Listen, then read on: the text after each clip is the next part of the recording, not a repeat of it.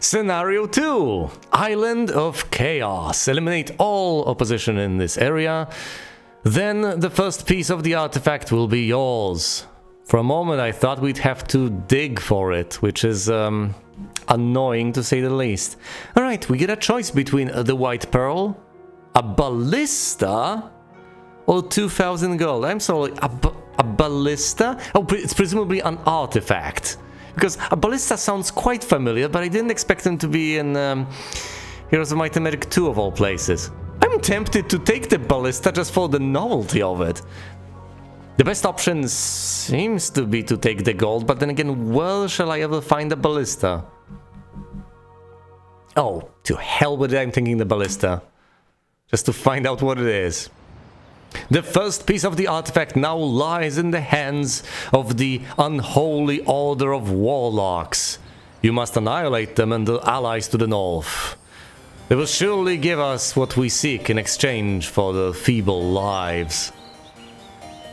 I'm not sure I'm on the side of the good guys. What is this? The ballista of quickness lets your catapult fire twice per combat round. Oh, that I'm sorry, right. Of course, that ballista. I remember this one.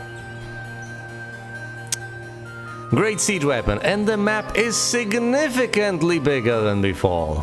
Which is just fine by me. It's not like I want to play on tiny maps all the time. But of course, getting through all of this might take slightly longer. Oh. And presumably there are no such limitations as on the previous map. Presumably I'm not limited on wood, so I don't have to worry about such silly matters anymore. That was a weird quirk of the previous map. I was never starved for wood at all.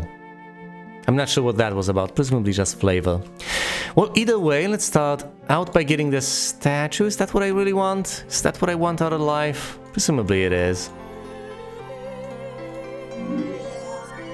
Rarely is there a reason not to get more gold in the foreseeable future.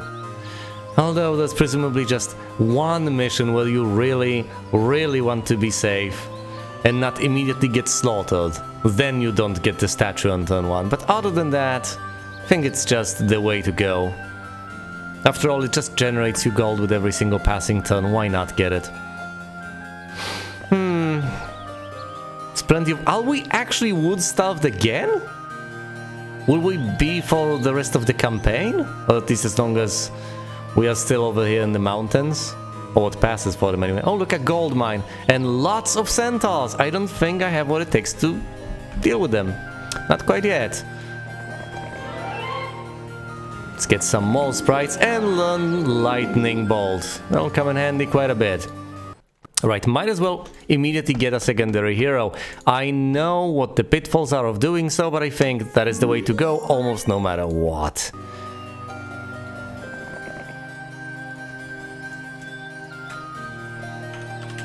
Taking care of all the busy work with your primary hero slows you down so significantly, and is so tedious to boot. I think it's really worth it to just get a secondary hero, and if you're going to spend that money, might as well spend it right off the bat, so let's get that hero on turn 1 instead of waiting until I feel comfortable doing so. It's not like I'll be spending that much gold on anything in the initial turns anyway. Except of course for the fact that I'll be quickly expanding, getting additional dwellings and so on. So I know I do need the gold initially. There are incentives for me not to get that secondary hero right off the bat, but still I stand by my choice.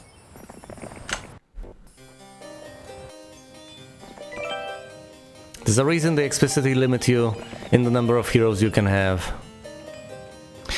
Alright, the mine has been flagged. All that remains is for us to deal with the enemies around. That's it. I'll send the secondary hero to the castle to deliver reinforcements. The primary hero will get bonus spell power. What does she have? She's got Lightning Bolt for 1. Bless, Bloodlust and Shield. Lightning Bolt for 7 is going to serve us mighty well. Let's fight the balls. Or do we go for the centaurs right off the bat? Just go for the jugular immediately and get that gold. Might as well try. If I have to restart, then so be it. But once again, it's not that scary once you actually encounter them. All these spread out units. Obviously with no hero, they're relatively easy to dispatch. Now there's just 9 of them.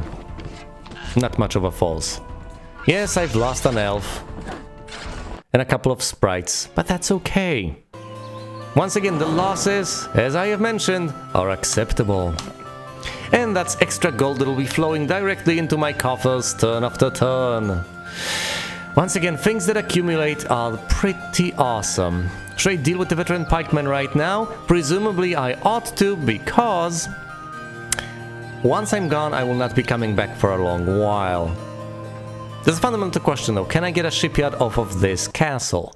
Because if I can, that changes things significantly. I cannot. Alright then.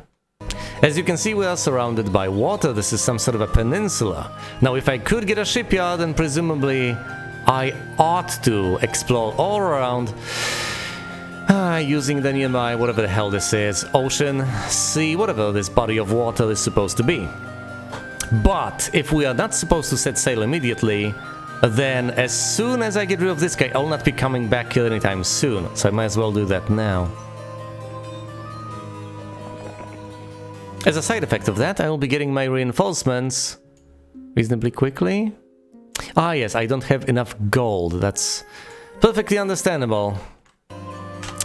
I have been eagerly spending it, but from now on, with the gold mine under my control, I will be generating it mighty quickly. You need the stone henge to upgrade this, fair enough. This is the stonest of all henges. Although, obviously, I need to upgrade both of these to get the upgraded versions of units. You don't want to initially buy the unupgraded version unless you're absolutely desperate, because obviously then you have to deal with the upgrading, which is more expensive than just buying the upgraded unit right off the bat. A pack of veteran pikemen, how many is that? Oh dear. Is that between 5 and 19? Either way, I should be able to deal with this. Although they are reasonably high tier. Maybe, just maybe I should compromise and get some druids anyway. Fine, I guess I'll upgrade them then.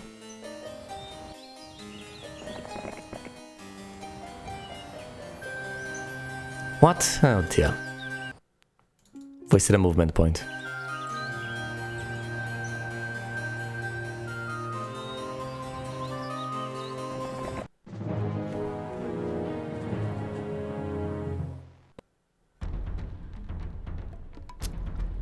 Yeah, I'd say that's between 10 and, I don't know, 19, something like that. They're not that scary on the I take that back. The most notable fact is that they have been upgraded. Hold on, that's 2. And let's blast them. Takes down both, maybe I should have targeted a 3 stack. Okay, it's not that bad. I expected things to be significantly worse.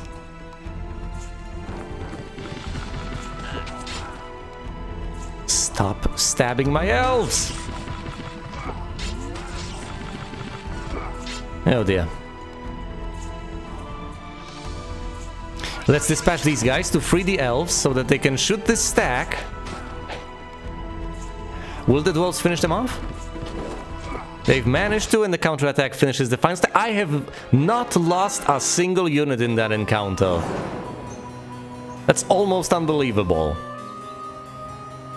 And of course I'll have to get through 1 stack of gems in order to be able to reach the treasure chest. And I need the gems to build the red tower, don't I? No, I don't. So why am I getting gems? Oh right, for the fenced meadow, fair enough. Excellent timing, by the way. It's exactly when I need it. Pathfinding or navigation, unexpert. Pathfinding, I guess. Luck or diplomacy? Luck. I don't want to keep recruiting units. Let's get some more sprites, and the secondary hero will pick up the resources left behind. And possibly deliver units. Upgrades are necessary anyway, so I might as well... It's day 5. I can either get the fenced meadow or, you know, get an upgrade to the archery range and next turn to the Stonehenge. But obviously, since I can, I ought to get the highest tier dwelling available.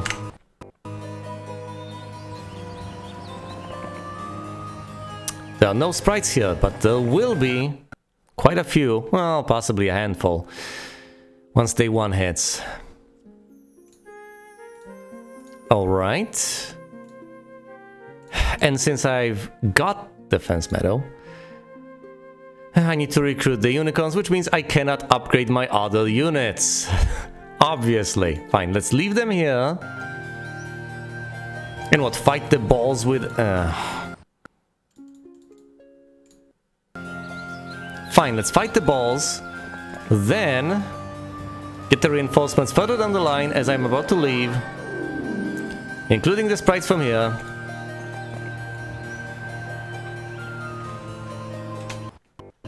And then we shall head north. Then and only then.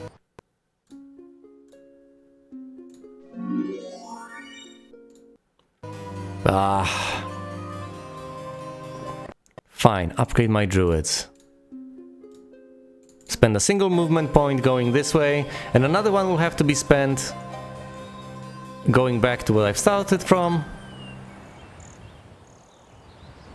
Let's pursue them for XP.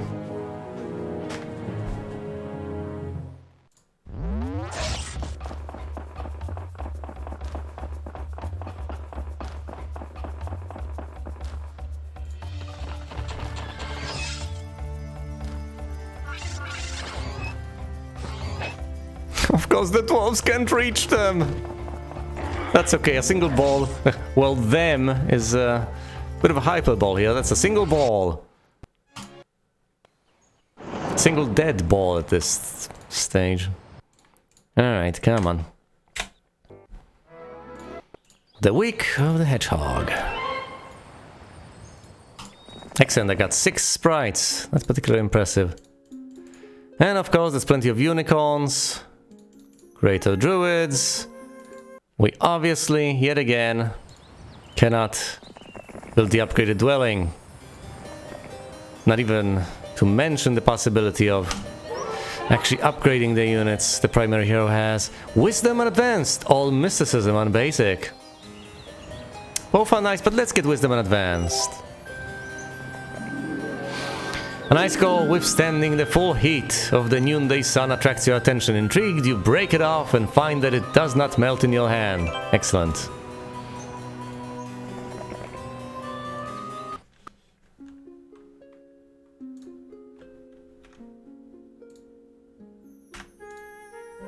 I do need this upgrade, but once... No, I've mentioned this already. Of course, I can't build the dwelling because I've already spent the money this turn. Let's upgrade the range now.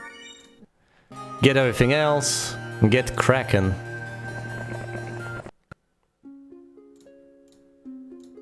Oh, right, of course. Upgrade first, then recruit. And of course, I can't recruit all of them quite yet. I'm basically out of gold. And there are quite a few units still left to get, including quite a few dwarves. I'll leave the dwarves behind, get the upgraded cottage, then deliver upgraded dwarves to her as soon as they are available. For now, let's send her on her merry way. And let's send the secondary hero to the castle to eventually deliver the reinforcements. Oh, right, of course, she's got some reinforcements right now that I've never delivered. Well, that's fine. She's close enough anyway.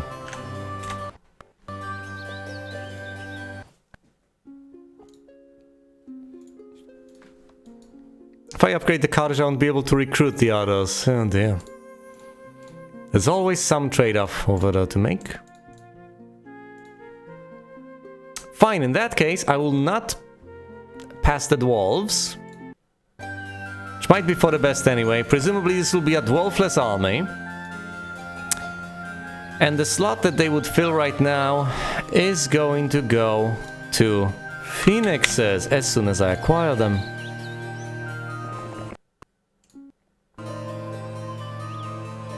Let's head north, slay the gargoyles, and see what lies beyond. This rock is bizarrely shaped.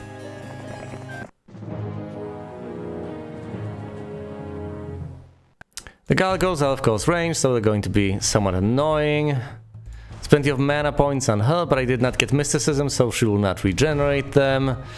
Should I waste mana on lightning bolts on gargoyles? Presumably not. Oh dear.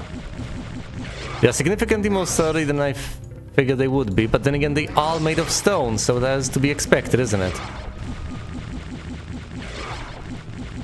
My poor greater druids. They're taking quite a beating, but then again, due to high morale, my unicorns get to attack twice. Expected them to take down 2 stacks, but this is fine.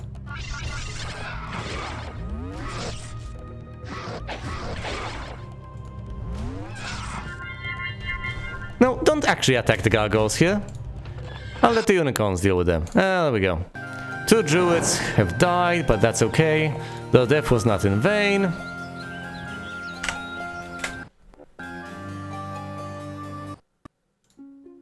Do I get the upgraded cottage, or do I actually pursue the red tower? Well, for the red tower I would need quite a decent bit of mercury, which I cannot acquire so far, aside from trading, which is not going to happen anytime soon. I need some mines. For now I just have an ore mine and a gold mine, bizarrely enough. These maps are very sparsely populated by mines. Do I send the secondary hero to deal with this? Or do I just pick it up with the primary? Well, might as well pick up these 2 things with the primary hero.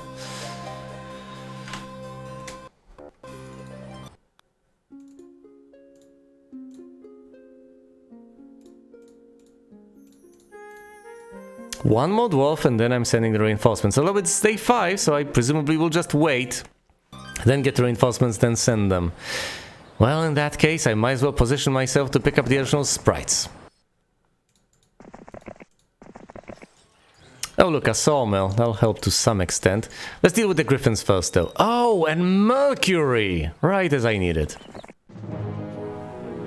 I know that this will be annoying, and I know that I'll presumably have losses, but once again, I have resigned myself to this.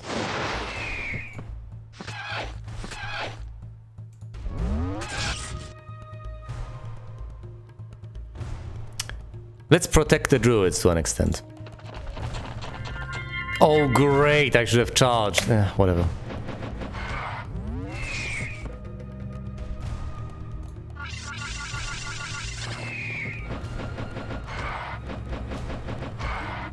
Okay. This is great.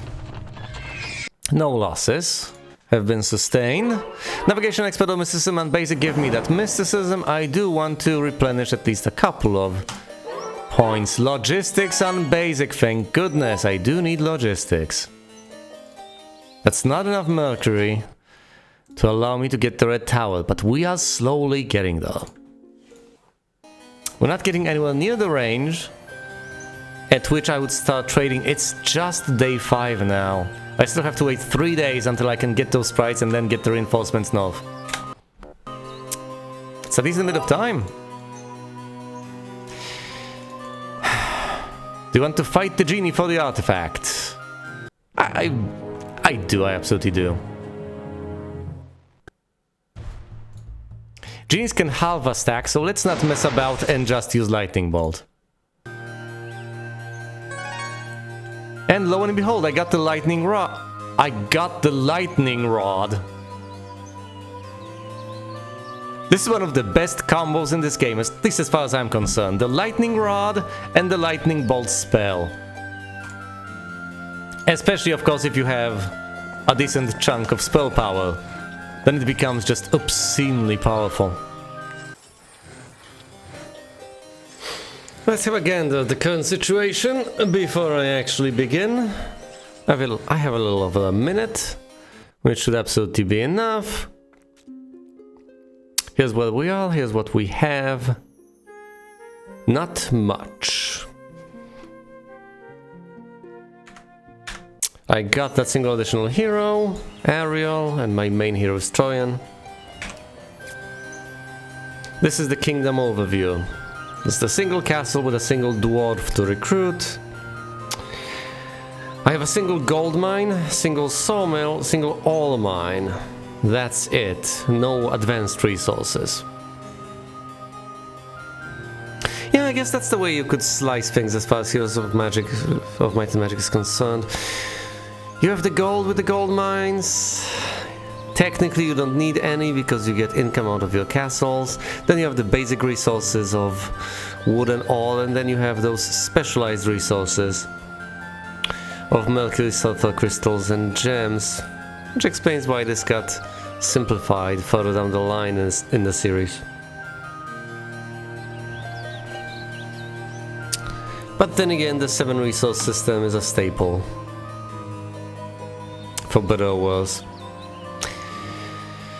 Here are the mines, everything flagged, and of course I'm heading north, or rather northeast, soon enough. What is the objective?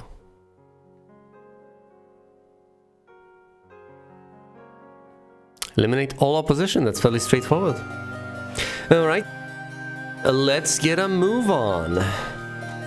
It's day 6, I will not deliver these reinforcements anytime soon, but that is okay. That is perfectly fine. Will I actually prefer phoenixes over dwarves? I have no idea. We'll see. Is there anything I can get this turn? Anything I possibly could? Oh dear, I would love to get the red tower, but unfortunately that is not feasible. Not enough mercury. Also notably, there's the lightning rod alongside the lightning spell. Those tend to go hand in hand. Or rather, lightning and rod. Oh, look, the alchemist lab. Why is it not called the alchemist's lab? I have no clue. I've taken control of it, it'll provide mercury. Same old song. There's Atlas with a sizable army. And the castle of Fenton. Not only that, here's Woodhaven to be conquered, and here's Agar, poised menacingly to strike.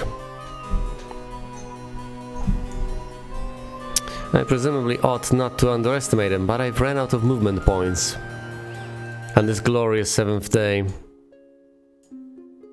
Obviously I can't afford the red tower, and checking every single turn will not change that. I could recruit that single dwarf, fine. Might as well. For the peace of mind, recruit the final dwarf. The final dwarf.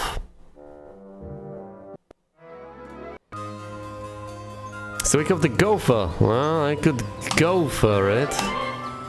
False sprites, certainly worth the wait.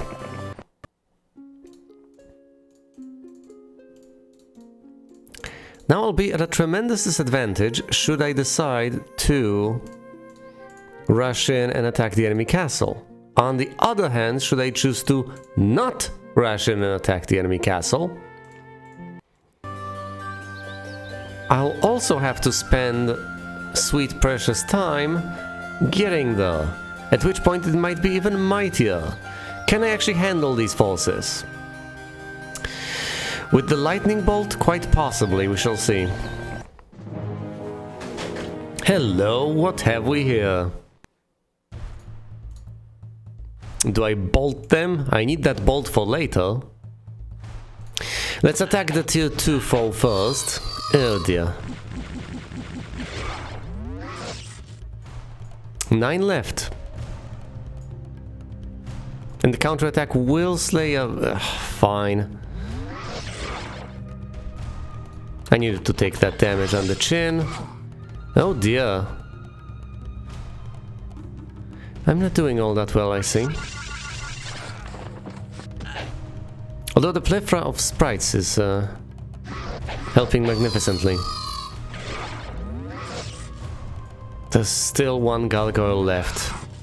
Oh dear, he's bound to run away. No! My sprites get to attack, and that means that... obviously... I thought they would slay the orcs, however, that's not actually what happened. For you see, the orcs couldn't counterattack, because sprites do not permit that, but then they attacked themselves, meaning it got to their turn, and there were about 3 of them left at that point. So Agal made the conscious choice not to retreat. Let's get some luck in the upcoming battle, then visit the windmill, and then plow onwards into the barbarian's castle.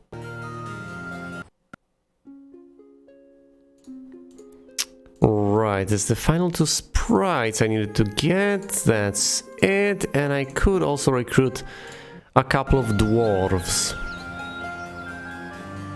Let's send all of that north. It'll take plenty of time, so I will not deliver these reinforcements before the castle gets assaulted. However, I might as well try to do that as promptly as humanly possible.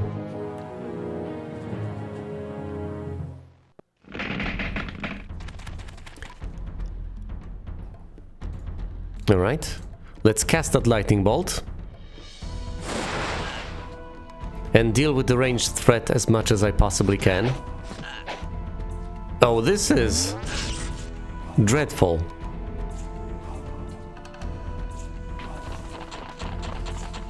I might not be in a position to handle this. Look at this situation.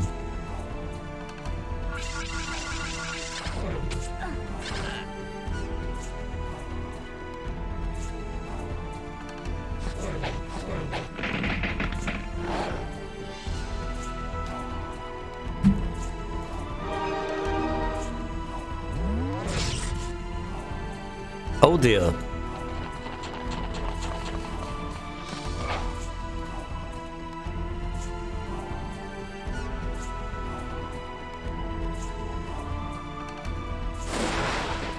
Okay, that's a bit of an improvement.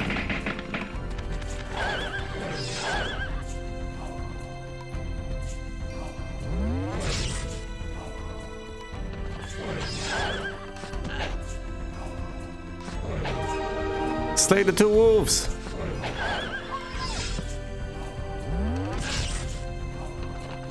Blind them? No, they did not get blinded.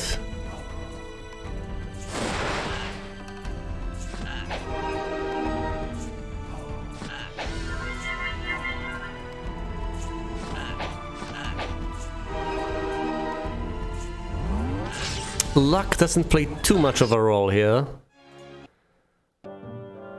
I've managed to win, but at what cost? Oh dear. Actually, this army is less impressive than the previous one. Oh no.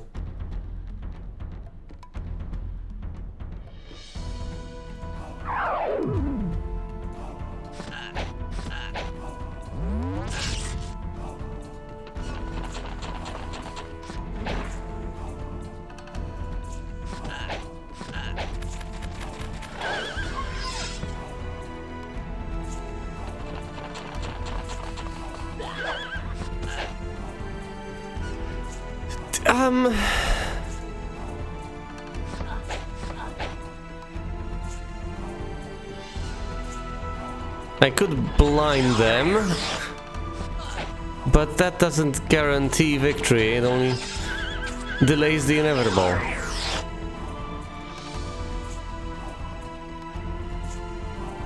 The only thing to do is retreat. Oh, I hate that!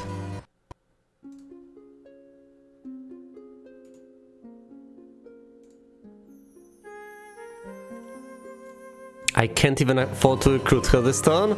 I certainly hope she won't disappear before next turn. If she does, I'll be forced to restart. Oh my.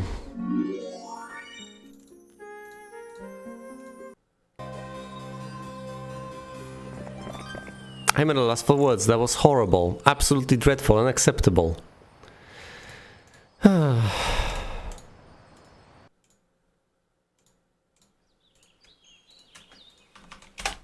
Now, granted, I did not have my reinforcements with me. That was probably a huge factor in all of this. However, be that as it may, I am dealing with a magic hero against a might-based hero with an inferior army and a paltry selection of spells. I should get enough resources for the Red Tower, but I can't afford that. Not anytime soon, and I'm not sure if I can afford to wait.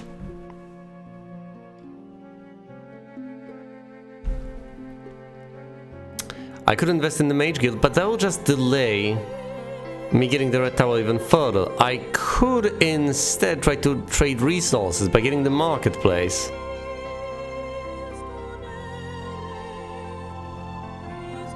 I would need plenty of gold as well. Ugh. Fine, let's upgrade the Mage Guild, teach Troyan some more spells, like the Lightning Bolt, which she already knows. Brilliant. Hold on, the Cold Ray will also get buffed. That's interesting.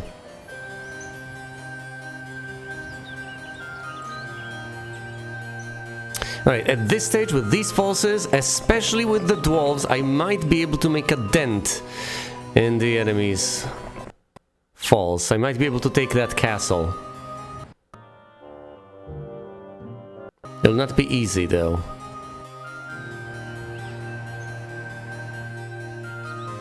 What am I even supposed to do with the secondary hero?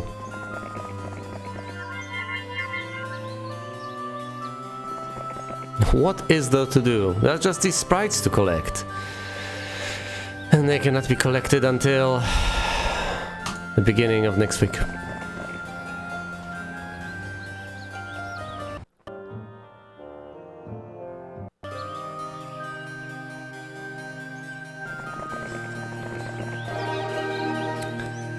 I visited all the right buildings.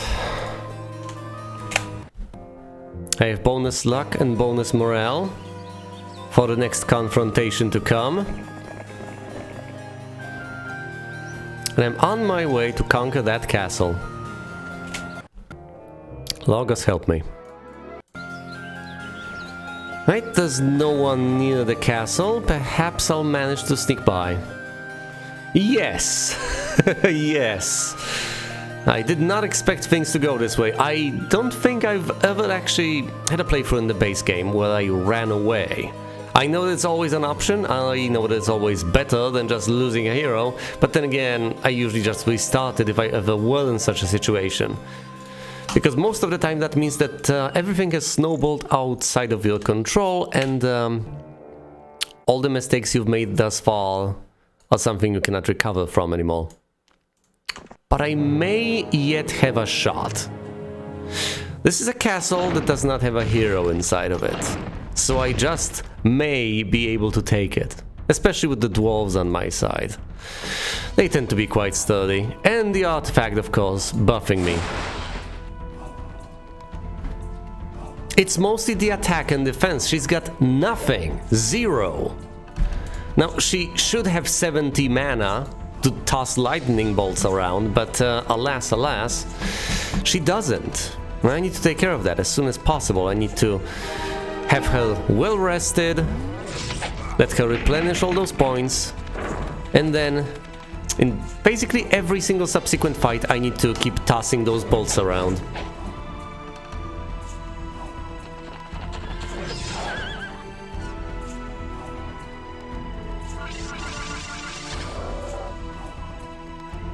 One ogre perished? One?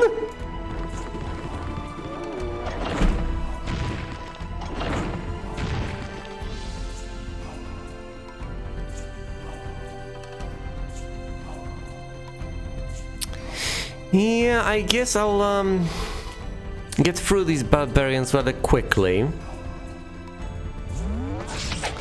But that's not the end of the story here. There are plenty of foes out there waiting for me. These ogres are surprisingly terrifying.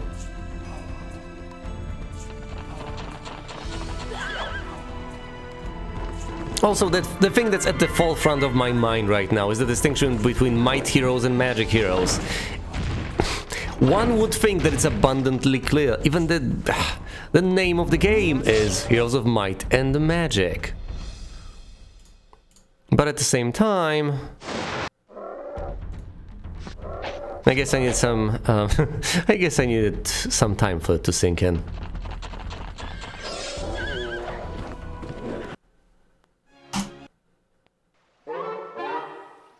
Wisdom and expert or mysticism and advanced. This is not as easy of a choice as it may seem. Ultimately, with my sorceress, I think I need to rely on spells rather than anything else. If I try to rely on armies against might heroes, that may very well end poorly. Now, most of the time, with the missions of the basic game's campaign being as easy as they were, relatively speaking, this did not matter. That's exactly my point. You'd think Wisdom and Expert would be brilliant because, hey, you can learn the final tier. But if you're on the go, you need to replenish that mana. Sure, you may rest in a castle every once in a while, but you can't just head back to the castle to refill, then head all the way back to wherever the hell you are. So mysticism is the way to go. Do we even have a mage guild in this town? Oh dear. Well, castle, whatever you want to call it. My oh my. Well, at least we have a statue, so my income shall not be adversely affected by its lack. Alright then. There's a number of things I could get, and I could start investing in, say, barbarian forces. Wouldn't be the worst of ideas. I could always invest in the Mage Guild to get some additional spells, but level 2 isn't exactly what I'm looking for. I think I can rely on the Lightning Bolt for the rest of the game. It wouldn't be half bad. And I would love to be able to spend all of that Mercury on Phoenixes. I just need 4 more turns to be able to get that Spire. 4 more turns, and then of course all the time I need to get the resources to recruit them, transport them to my primary hero, all the logistics involved in this.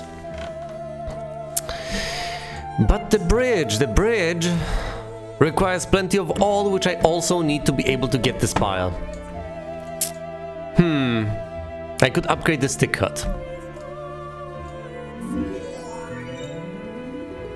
And I can recruit absolutely nothing out of this, even though it's day 2. So spending time here is a waste unless I just stay here to replenish mana, which I absolutely should. Now, as soon as I'm done with that, I presumably should conquer Woodhaven.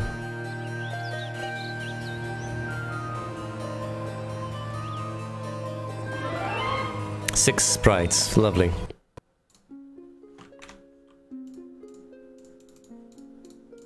Oh, and speaking of reinforcements, hold on, it's day 2? I got sloppy, I should have picked up those reinforcements yesterday. And carted them off all the way to the north. This is what happens when I don't pay sufficient attention. But yes, the Red Tower in 4 days. Not gonna happen this week, and these reinforcements needed to be there yesterday. Not quite literally.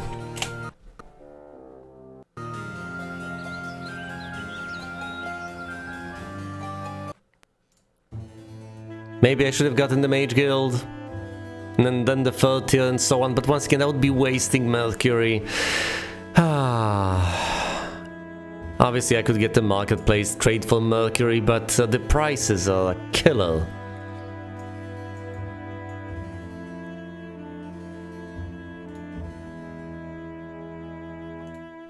As silly as it may be, let's get the Thieves Guild. There are 2 factions against which I am competing.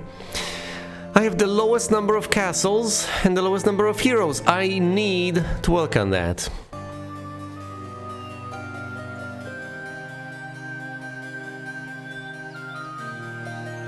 It's quite a powerful army we're dealing with here. I don't think I'll be able to compete against it anytime soon. Dear oh dear. Fine, let's visit the temple to get bonus morale, then flag the gem mine to get gems. I presumably should just go north first, visit this little corner, and then and only then head on over here to the castle. Oh, I don't know, maybe I should rush it. It doesn't sound like the worst of ideas. Although I need the reinforcements.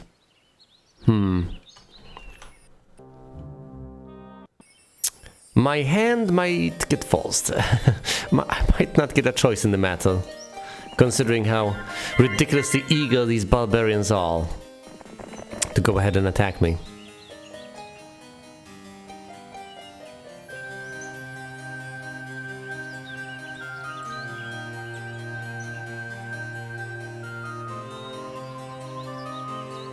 Yeah, that's a good point. The Phoenixes are quite nice. They're tier 6 unit for what it's worth, but then again I might want to respec into Barbarians units since this castle is closer nearby.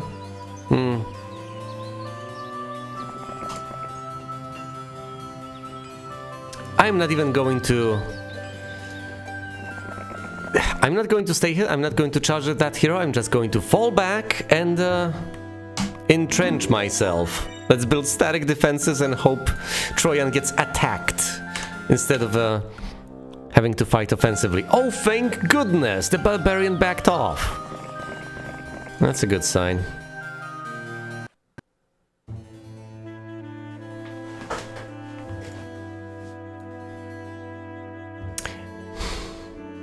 A town's worth of units, or a city's worth of units. Sounds like a reasonable idea, but as much of a mistake as it may be, I really want those Phoenixes. We'll see. If that ends up being the death of me, then so be it. In that case, I'll just restart. But no, I want those Phoenixes and I want them now.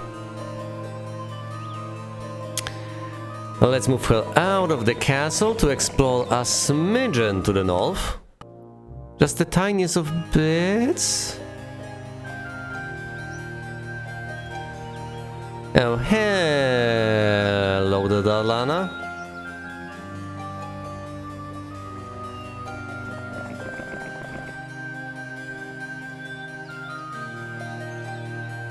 Fine, I can take her on, I think.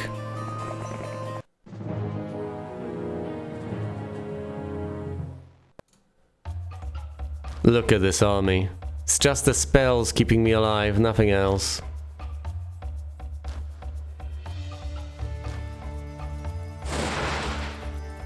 Yep, it's the spells.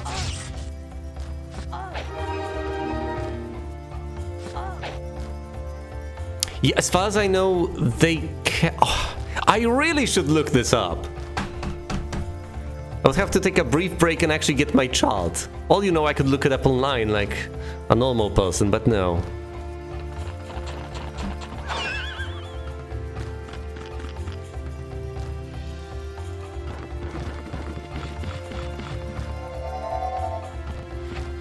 Unless that chart only has the stats and doesn't have unit descriptions. No, I think it has descriptions.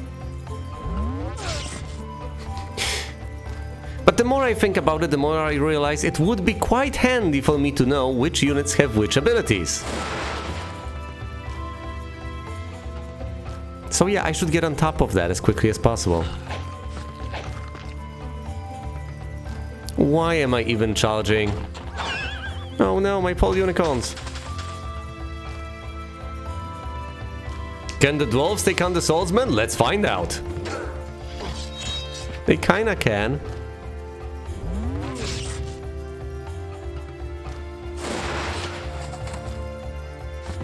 It's really all in the spells, that's it. That's the only thing keeping me alive.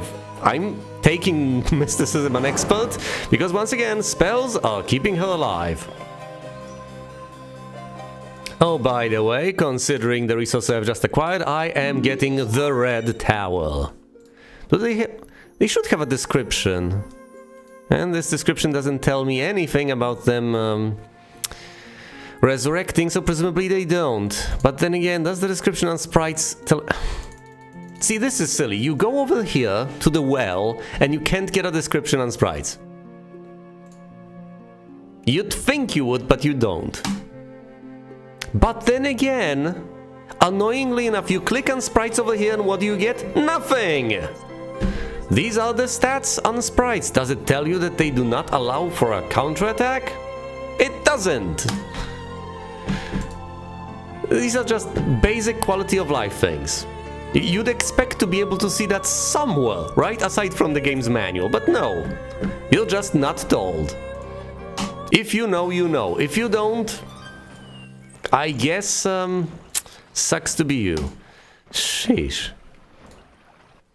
But back in the day, people were expected to read the manual, I guess. Or at least keep it as a reference guide. Well, not even the manual, there was the printout. No! You keep your filthy hands off of my sorceress. Alright, let's deliver the reinforcements. But now I can't help but wonder, intuitively speaking, if the Phoenix resurrect, there is presumably a minute chance, a percentage chance of that happening. And that's it. It's definitely not guaranteed. They are immune to elemental storm. That makes perfect sense. They are elemental. Which makes me wonder, are the fire elementals in this game, or are the phoenixes it, essentially? Because there are, of course, all types of elementals in Heroes of Might and Magic 3, as far as I remember anyway, but possibly not so much into... I'm so out of touch these days.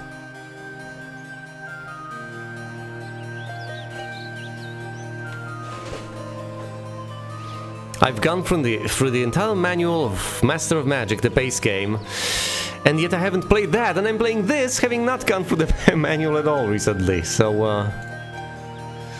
my life's choices may have been slightly off. I think I'll have to go to Woodhaven. It's just imperative, otherwise heroes will just get pumped out and will continue heading in my direction until I either die or... Whoa! Well, thankfully I got those reinforcements, but 65 is way too many archers. That's still too many archers.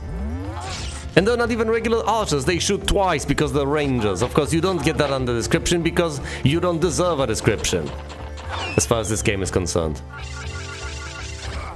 They're going to shred through whatever they choose to shoot. I'll block them with my sprites.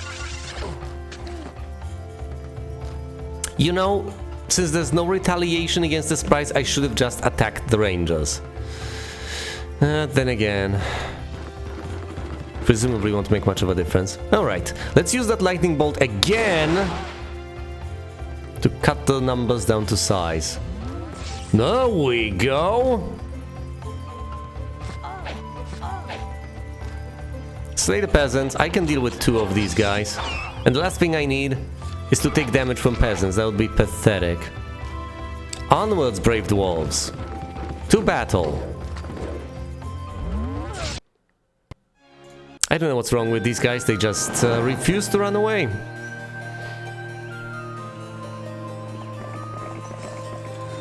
But then again, I'm not willing to play the modded version of the game where the AI is brighter. That might just be suicidal, for all I know.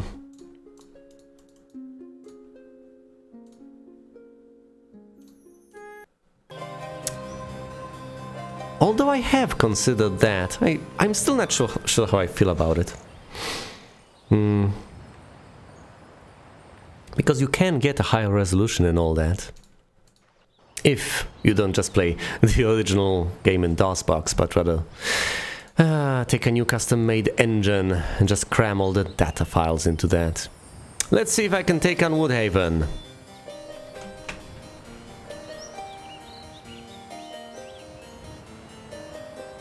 With what little mana and army I have left. I think this is about to end very poorly.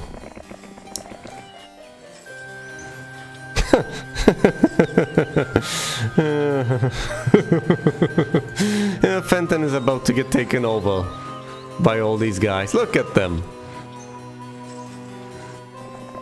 Now, thankfully they've left Woodhaven for me to conquer, possibly. For me to try to conquer at the very least. And thankfully I can still recruit reinforcements over that castle, but I don't think I'll be able to withstand attacks from 4 different heroes.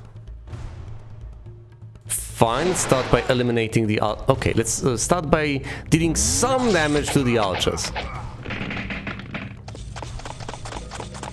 Let's not expect too much.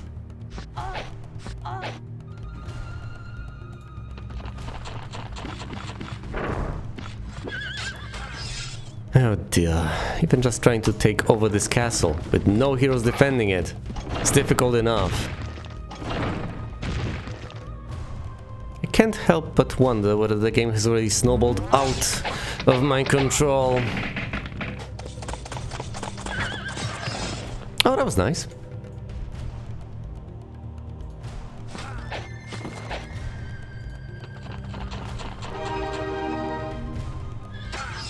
It's the second mission of the campaign, though. Surely it shouldn't be that difficult. One would hope.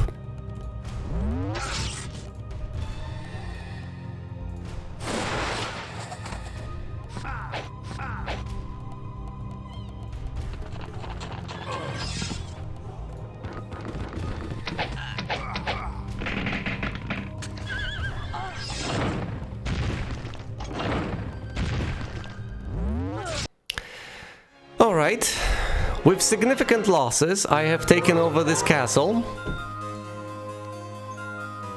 Now what do I do? As the first tier of the Mage Guild, it's got quite a few units for me to recruit. That's reasonably nice. Except that I have to recruit forces over here instead. For one reason and one reason alone, to deny my foes the reinforcements. This is going to be such a slog.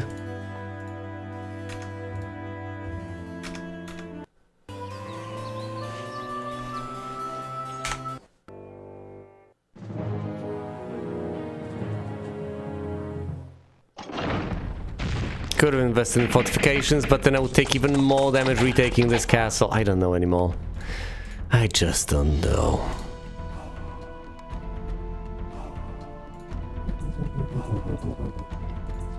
Let's just stay behind castle walls and hope for the best.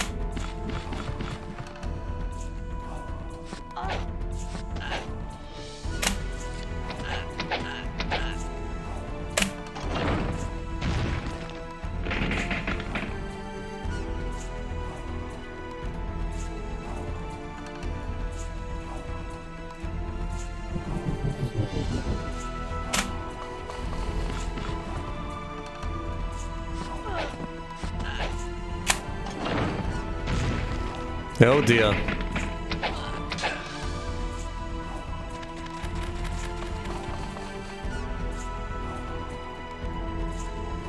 Slow only lasts a single turn now.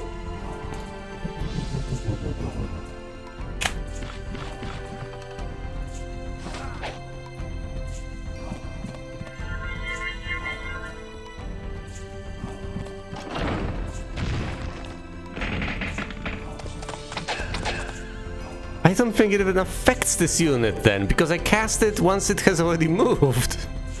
So it's never actually slowed. It's so demoralizing to fight these losing battles. There's obviously no way for me to win here.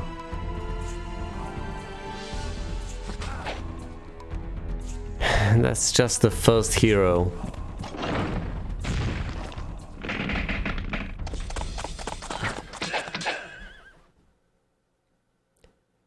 If I attack that, then all the goblins die. If I don't, then they also die.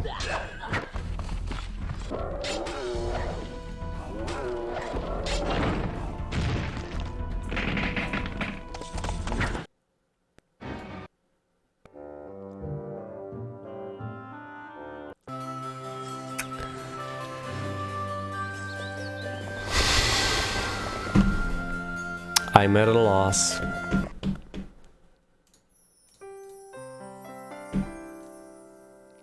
I can't get the cathedral because I don't have the crystals. I could upgrade the jousting arena. I wouldn't even... No, I might just have the goal to get these guys upgraded. The champions. I'm not sure they'll make a difference though.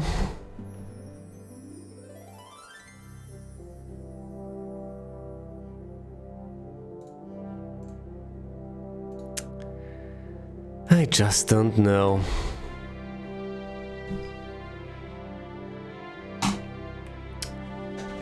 It would appear that Troyan's got the artifacts that fit her spells magnificently, but without a solid army backing that up, I don't think she can accomplish much of anything. I can get some attack and knowledge over here for what that is worth, but can I actually take these guys on? Is it possible? I also should leave her in the castle for her to replenish her mana, but if I keep doing that, I'll be losing all the momentum I might possibly have.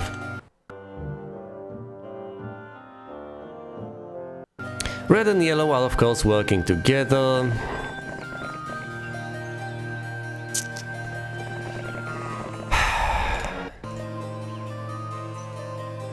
Which unfortunately works heavily against me. It's day 3, what am I supposed to do?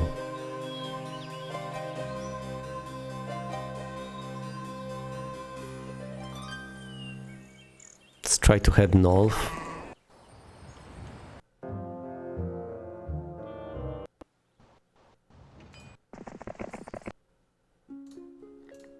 Alright, that's 4 phoenixes.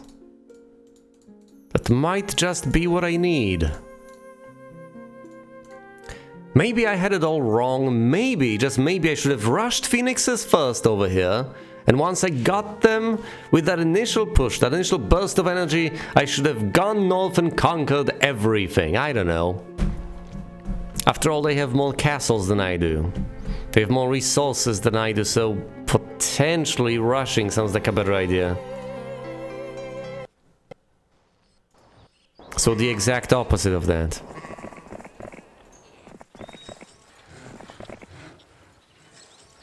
How can I possibly build up momentum if they're building it up faster than I am? Alright, let's head north and see if I can conquer that castle. Just as a little experiment.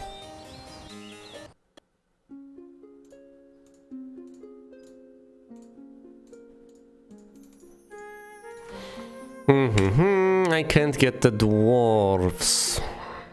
Because obviously you can only carry 5 types of units.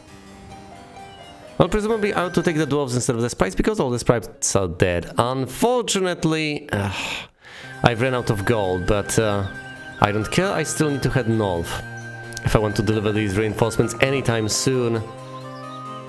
What, do I just defend this castle at all costs and to do that attack the heroes? Or do I try to sneakily take the castles away from them? Oh look, Timber Hill. Let's see how that ends up working. I don't think they can reach this in one turn. Even if they can, I don't have enough gold to recruit units to defend it. Oh, hold on, yellow and red are not working together. I repeat, they are not working together. Let's slay Ranlu and see if we can actually accomplish anything. If they are not working together, I may yet have a shot, as long as there's enough conflict between them. Right, let's get rid of the goblins, because they seem like a decent threat. They're almost all down, which is great. Oh great, the dwarves have been blinded. That's lovely.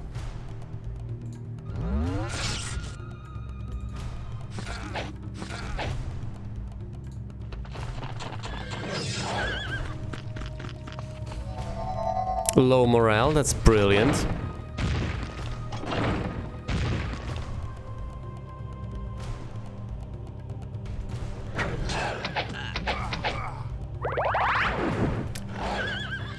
I should really focus on those lightning bolts. It's the only thing keeping me in this.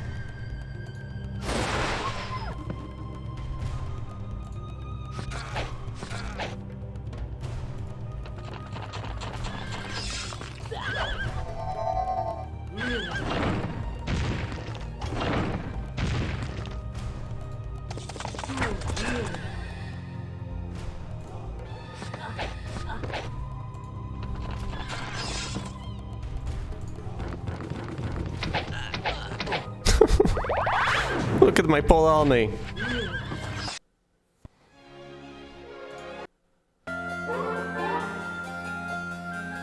Navigation on expert or diplomacy on basic. At this stage I'll take anything I can get. I mean, I could have upgraded navigation to get something better further down the line, but if anything wants to surrender to me, I'm taking that opportunity. 2 tiers of the Mage Guild, including the blind spell. That could come in handy, potentially. No bridge, no resources to get the bridge because I am horribly impoverished. Nothing here to recruit, I repeat, nothing. Plenty of mana though, potentially at its maximum.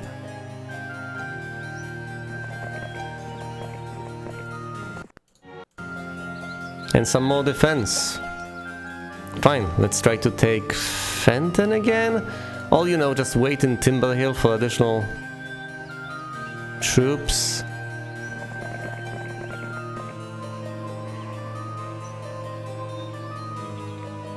My only hope is for the infighting between red and yellow to reach a feverish pitch and allow me an opportunity to intervene, to capitalize on all of that. Oh dear. Jacqueline and Sub are heading this way and they're angry.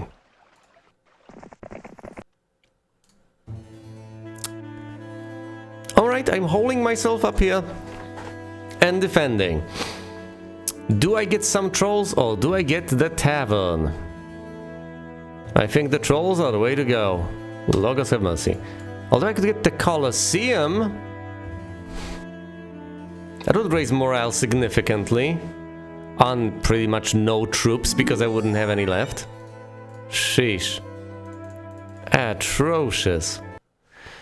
But this is what I'm doing. I'm staying over here. Because I may yet defend a castle, but I don't think I'll be able to take one. Oh great, Natasha is heading this way. How am I supposed to deliver these reinforcements? Am I supposed to attack Natasha straight head on? Am I supposed to head out of the castle without the reinforcements in order to try to intercept them? There's just no good way to go about this, is there? Oh, it's all gone so wrong. Could have gotten a different set of units, but you know what, whatever. I'm heading south with the few movement points I have. Let's try to reconvene over here. Whatever happens, happens. Will anyone get attacked? Yes, of course, the secondary hero got attacked. Does she have lightning bolt? Yes, she does. Kablamo.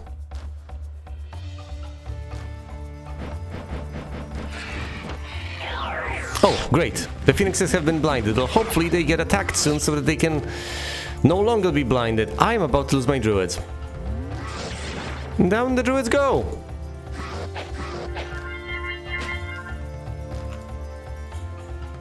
This is horrible.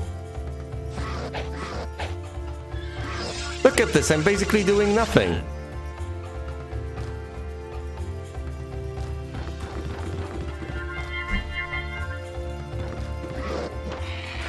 One gargoyle dies. One!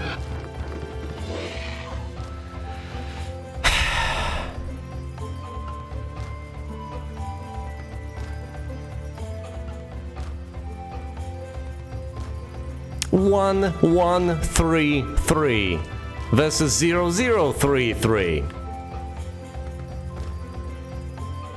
Pathetic. How many sprites is that? 18. What am I even supposed to attack? The gargoyles? If I attack them from this angle, I'll also attack what few unicorns I still have. Dear oh dear. Well, thankfully I have the trump card in the form of my phoenixes, but they won't last long now, will they? Blind the gargoyles!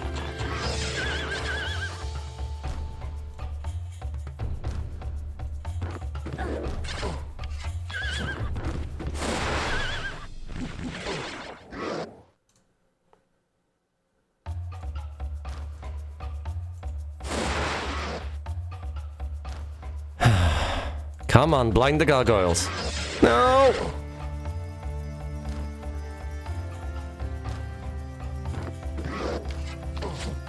I can line up an attack. Wonderful. Let's wait with the dwarves. Attack like this, slaying both. Okay. All the phoenixes are still up. All the phoenixes are still up. Yes! Now, I can still deliver some reinforcements, as you can see. Those phoenixes are pretty impressive, aren't they? Relatively speaking. Even on a secondary hero, they can accomplish something. Well, that's a bit of an overstatement. I've managed to slay one enemy hero over here. One! With the secondary hero, granted, but still, that was one encounter that wiped out pretty much every single bit of reinforcements I had coming this way. Everything, aside from the phoenixes. Now the good news is, here's Troyan with the artifact, granting her more damage on Lightning Bolt, with 6 spell power and 11 knowledge, and with this army. This ragtag bunch. So she just may be able to retake this and get us someplace. But first... Oh, M is for move, not for the map. Brilliant. But first, let's have a gander here. We have 2 red heroes stacked up here, red and yellow over there, and this has been taken over by yellow. If I take this over, then this area over here to the northwest is relatively safe. I think at this stage I could use a 3rd hero to reflag all the things in the area, try to skirt about and deliver reinforcements. Yeah, that sounds like a reasonable idea, almost like a no-brainer. I need to reflag this, possibly then reflag these things later. I need to see what's over there. I need a 3rd hero. Because clearly my secondary hero will be busy carting units from south to north.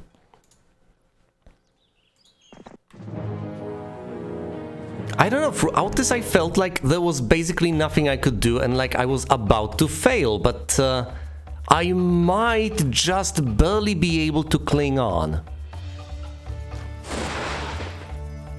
Yes, I very well might. Just hang on for dear life and still manage to succeed eventually. It'll not be easy by any stretch of the imagination, but it seems possible. I don't know how you feel about this, but... with the lightning bolts on my side, I might be able to make it. The phoenixes are also helping a ton. Look how sturdy they are. They don't appear to be, but they are. It's mostly in the fact that my enemies do not have tier 6 units yet. They have no sources of them. I shouldn't spend a lightning bolt on this. Should I? Actually, no, I might as well. It's very inexpensive and I don't want the hero to run away. Alright, we're assaulting the castle with Vesper over here. I think... I might be able to manage. He won't be able to get away because he's defending a castle, which is great. What do I obliterate? The Orcs. The Orc chiefs. Down they go.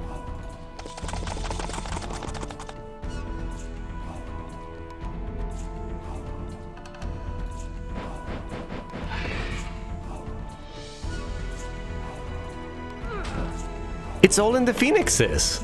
I was right to get them early.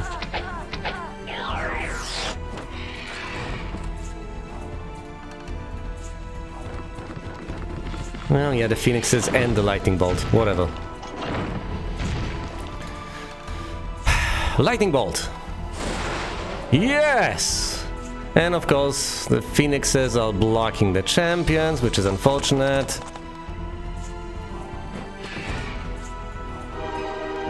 Luck!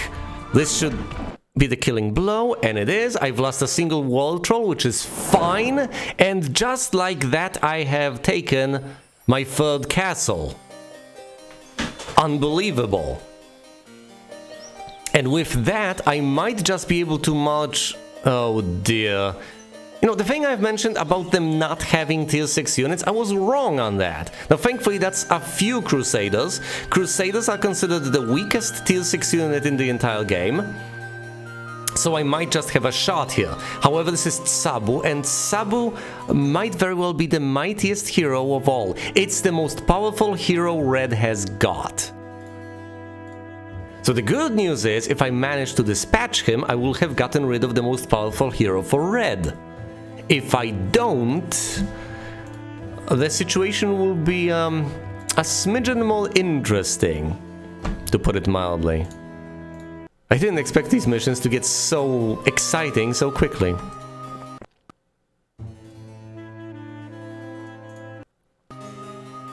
Alright, here's the deal. I am getting another hero.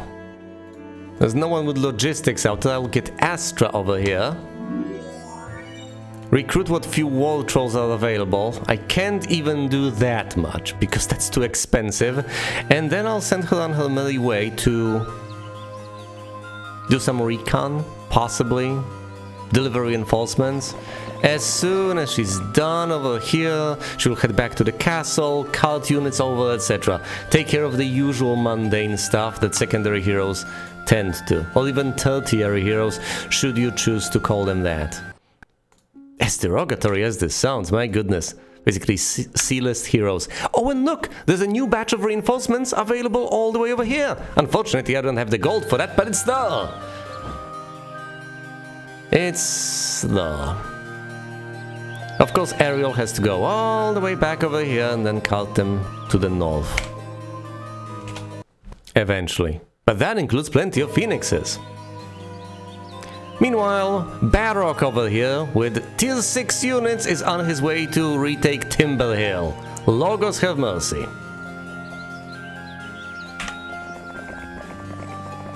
But as far as I can tell, no mercy will be had. I don't even have the bridge here. Nothing can be recruited, so upgrading the structures I have right now is thoroughly useless. At best, I could get the Mage Guild, but I think I have other priorities, and those priorities include... how do I put this politely? Hauling ass to the other castle so Barak doesn't just take it over for free.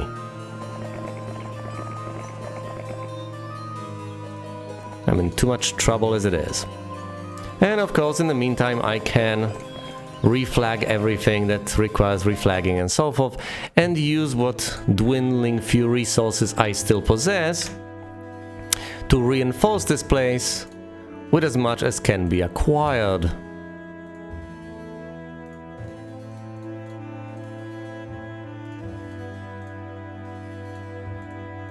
Which is not a lot.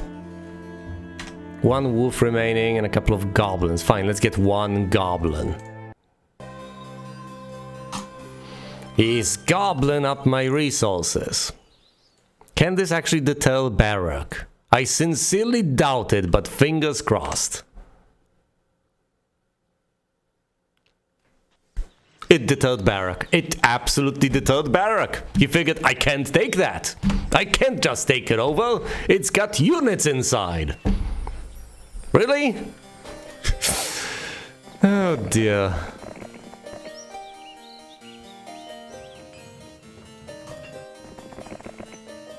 What an emotional roller coaster, by the way.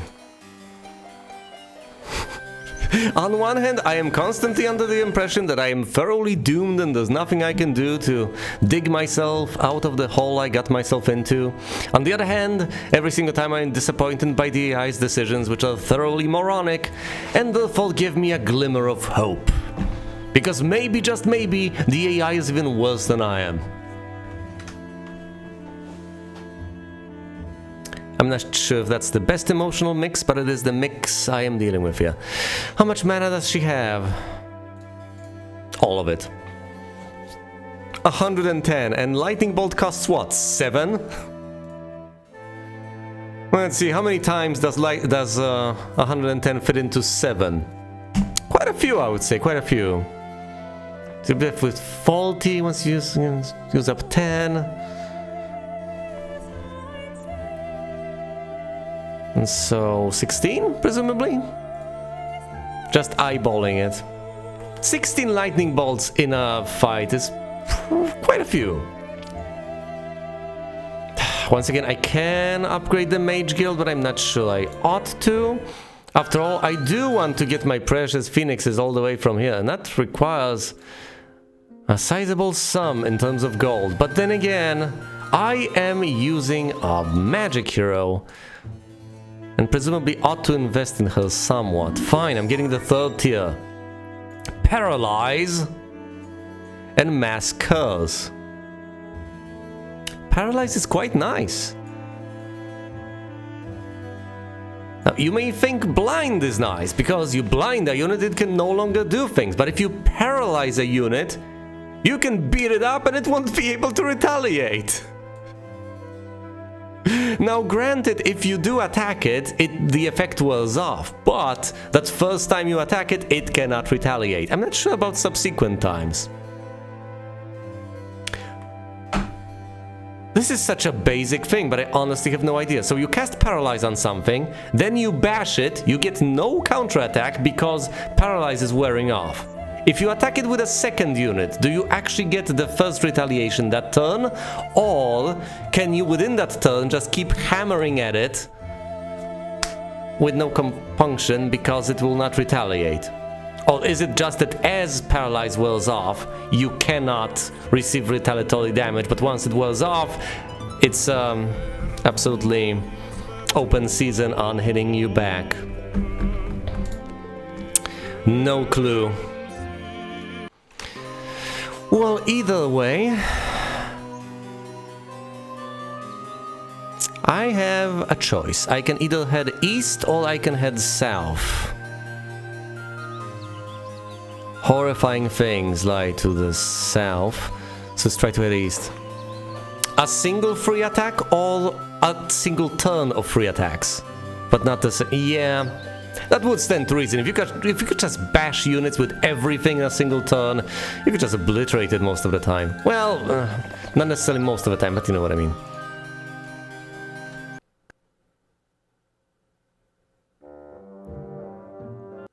Why are they not attacking one another more often? Come on, guys, be a little bit more belligerent. I think I'll have to slay them one by one. There's just too many of them. And here's still Gallant with, once again, all too many units for my liking. I think I'll have to head south and deal with this castle, otherwise I'll just keep recruiting over there.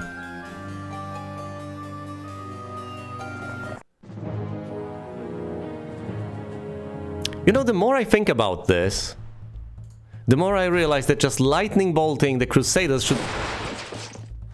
Exactly, take them all down.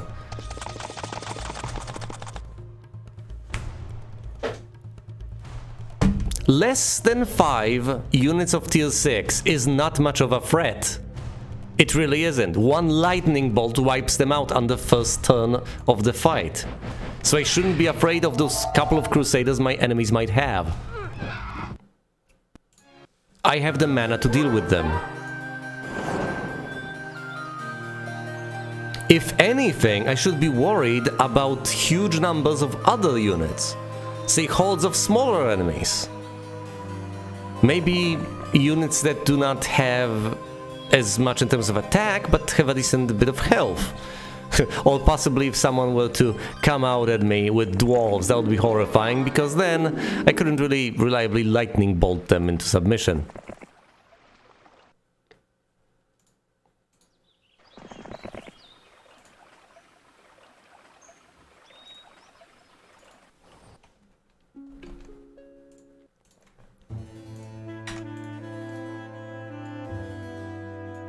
I'm out of all. Now let's view the kingdom overview to get a better picture of the situation. This is what we are dealing with here. I mostly ought to recruit units at the castle of Pixie. And I will soon enough. Actually, let's get those phoenixes right off the bat. I absolutely want to be able to get them and use them as soon as humanly possible. If only my secondary hero had more logistics, but guess a man can dream. I'll recruit everything else once I get there, I guess. Oh no, they are all crawling out of that hole over there. To the south of that despicable castle. Let's see, it's day 6 right now, which is arguably the most inconvenient of options. If it was day 7, I would say to myself, alright, I just have to wait until tomorrow, and then we march forth, take all the reinforcements north.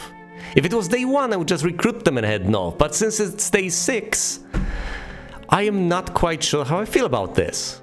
Now, I could just take all of this and immediately march, or I could pace myself and figure, no, let's not be hasty, let's wait until day 1 and then take even more phoenixes north. What do you think I should do? Should I wait or should I go? Because I have recruited everything. And those few days might just make the difference. But then again, 3 more phoenixes might also make the difference. What do I do?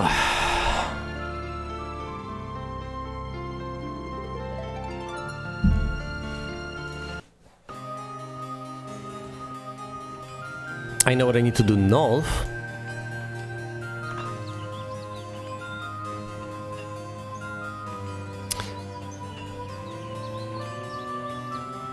Yeah, the situation is not that dire.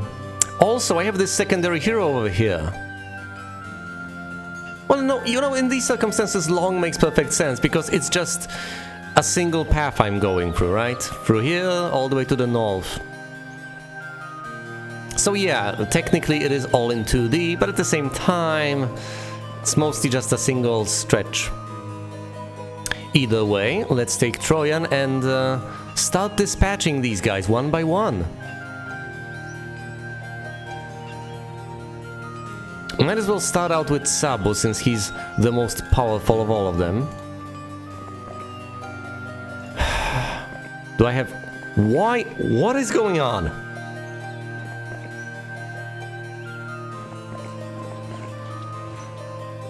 Why is she stopping after every single move? Have I done something horribly wrong? Well, anyway. I have never encountered this.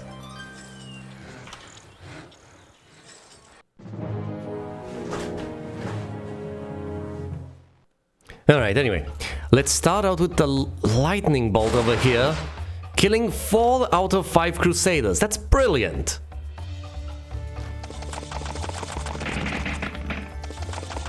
Oh, my Paul Unicorns, you served me so well. Down you go. All of you. All of you. All at once. Do I attack the champions? For all I know, they'll just... Let's attack the wolves. They all go down. The single Crusader, down it goes. Let's soften up the Crusaders first.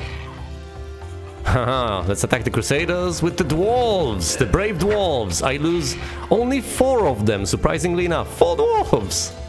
Look at these guys.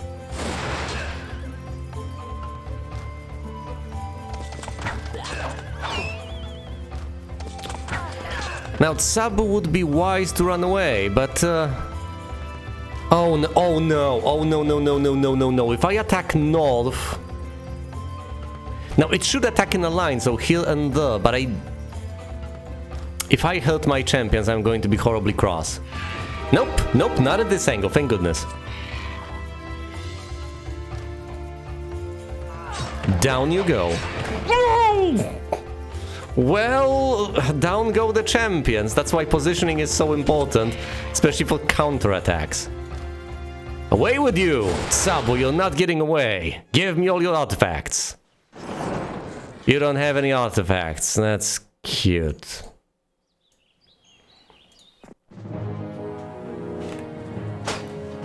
Now it's Gallen's turn. Let's start out the same, slaying all of his crusaders. Kablamo!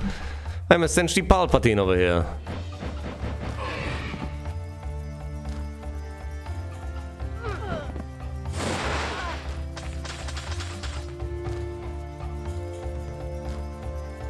Almost unlimited power. Alright. Down you go.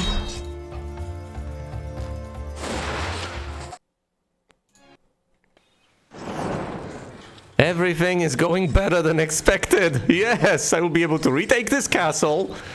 And as long as I replenish my units somewhat to have something to go with my lightning, I think I'll be fine.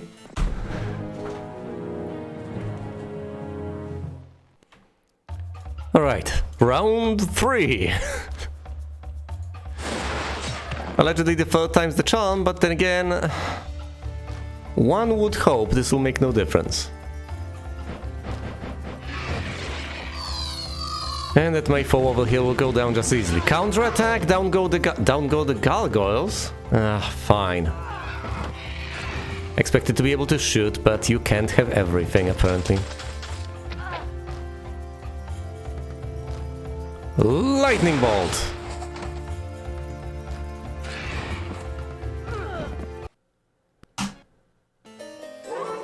Luck or ballistics? Ballistics don't matter all that much when you mostly rely on your lightning bolts, but then again, do I want luck on expert? Let's take ballistics. And then go for Woodhaven. Over here I might just wait. Oh, and speaking of which, I will send my third hero to act as an intermediary courier, so to speak. You know the drill. I'll position her somewhere midway. Then she will pass all the units off to her and so on.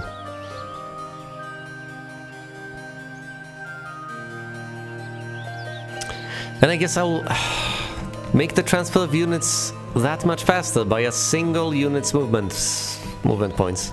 It's not that significant. That's better than nothing, I guess. It's an improvement over just having one hero going back and forth.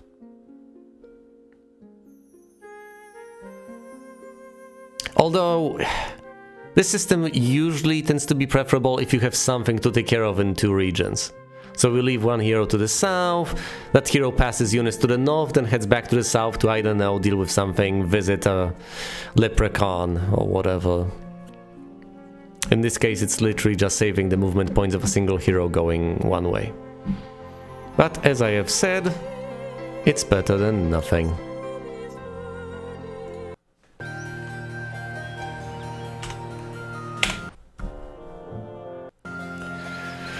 Oh dear, here comes another sorceress. With basically nothing, Karlorn's horribly impoverished in terms of the army she's got. She won't be able to take care of any of this. But I can't actually afford to chase after her. So she'll be left to her own devices as Troyan takes over Woodhaven. She should be able to do so as long as no hero gets recruited over here. Her forces may not be that powerful, but hopefully she manages with those few lightning bolts she's got at her disposal. Actually, yeah, let's go through this fight as one final thing. Before I take a bit of a break, let's actually try to take this over. The last thing I need is for heroes to come pouring out of this place.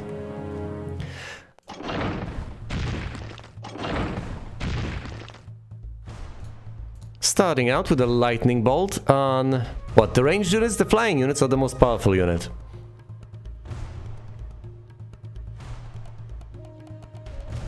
The flyer. And then slay the Hydra.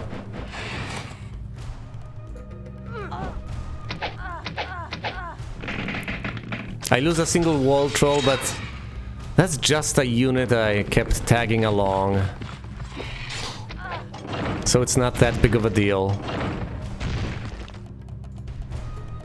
Yeah, the losses feel horrible, but then again, they are not that significant, all things considered.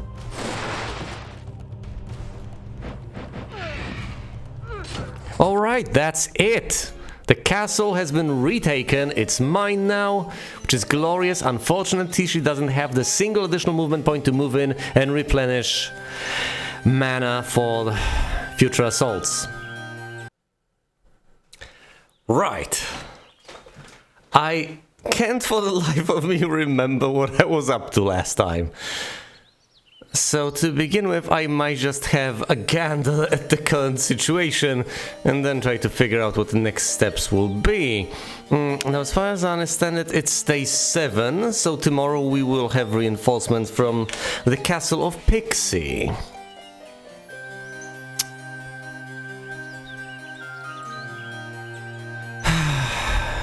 Delivered by Ariel. Right here. Now Troyan has just conquered Woodhaven, all the way over here. Carlone is over there, on her merry way.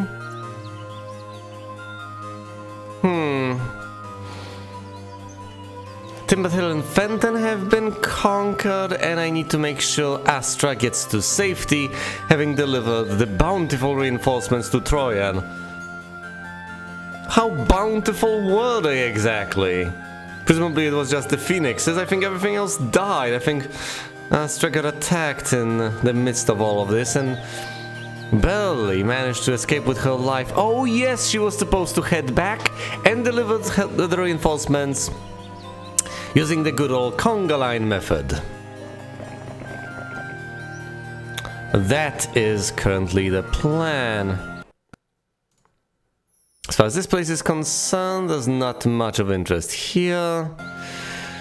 How many spells does Troyan have at her disposal? Enough is what I would suspect. She does have Bloodlust and Shield, alongside Lightning Bolt and a couple of others, Blind most notably. But the Lightning Bolt is an absolute feather in my cap. It's the most notable one because of the Lightning Rod. The other called Icicle, though, does deal a decent bit of damage with spells like Cold Ray, if I ever were to use that one. It is a shame that they don't give you explicit numbers as to how much damage each thing causes. Or deals. But alas, alas, I have to deal with what I have. I could hypothetically try to recruit further reinforcements in these castles, but I don't think Carlo will get anywhere. And even if she does, what would she do then? Speaking of all of that, I already have this castle conquered. I have slain quite a few heroes. And threats can only come from the east over here, as far as I can tell. Or down this path. I think I'm up to date as far as everything is concerned. Once again, I could hypothetically recruit more units, but then I wouldn't have enough tomorrow to recruit reinforcements for Troyan. Let's end the turn and see what happens. I expected as much. If we can fend her off, that'll be absolutely brilliant. I don't think we can, but we can certainly try. Alright. So who exactly got attacked? Oh, you can't see the full log, which is unfortunate. I don't want to blind someone who'll just get hit by the towers soon enough. Actually, let's just wait. Let's wait for now. Let's do nothing. She's got the lightning bolt at her disposal. But regardless of that, she's only going to be able to do very superficial damage. That's it.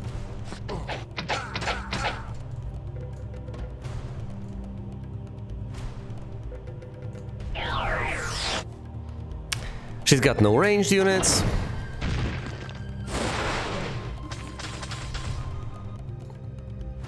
No ranged units at her disposal. Just these guys. Although she has broken through at this stage, which is unfortunate. Now the best I can do is block. Just stall.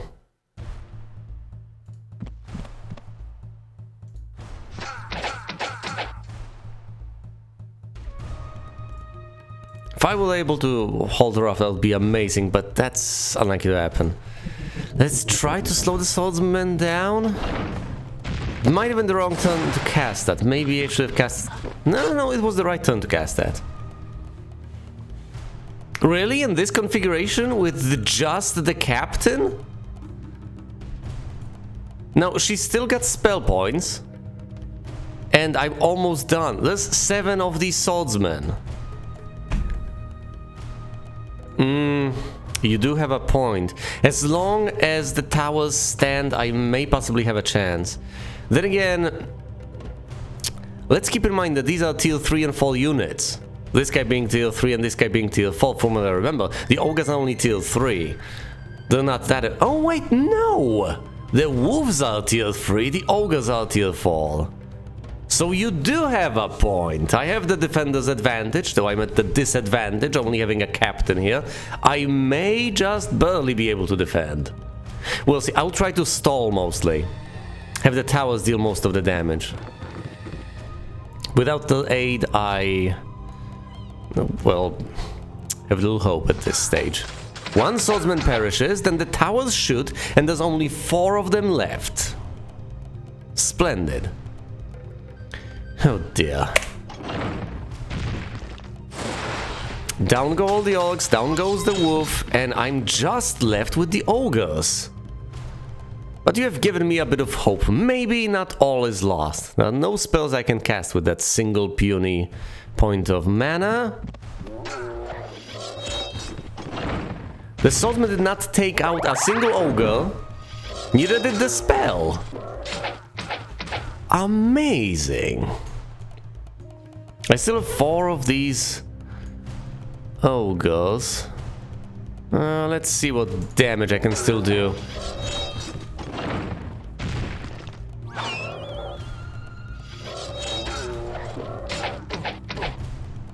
There's 3 of them left. Right, let's take this guy down. The spells, they might just... This is unbelievable! You were absolutely right, I've barely managed. Incredible.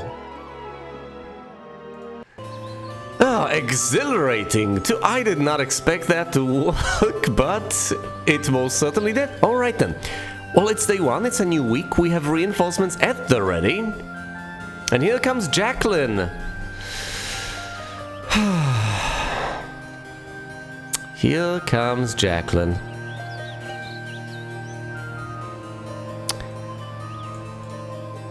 Alright, I've made the very questionable choice of waiting over here instead of delivering a smaller batch of reinforcements quickly. We'll see if that was the right choice. We shall see. Well, first of all, let's actually recruit everything. I did actually know that, and I believe that it's quite blatant in... well, first of all, the backstory to the first Heroes of Might and Magic game. Well, you are told that... I believe at least one hero, the Knight hero, I believe, was transported from a reality much like our own. And I believe in the Might and Magic series all of this begins in quite a similar fashion in Might and Magic 1.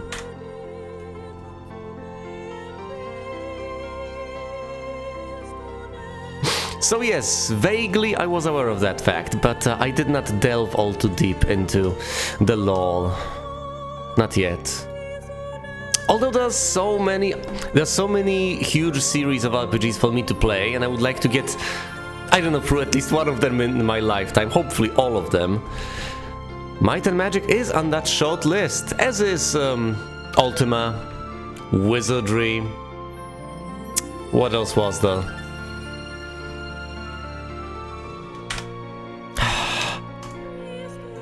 I don't have the single dwarf that I need. Damn. Aliens.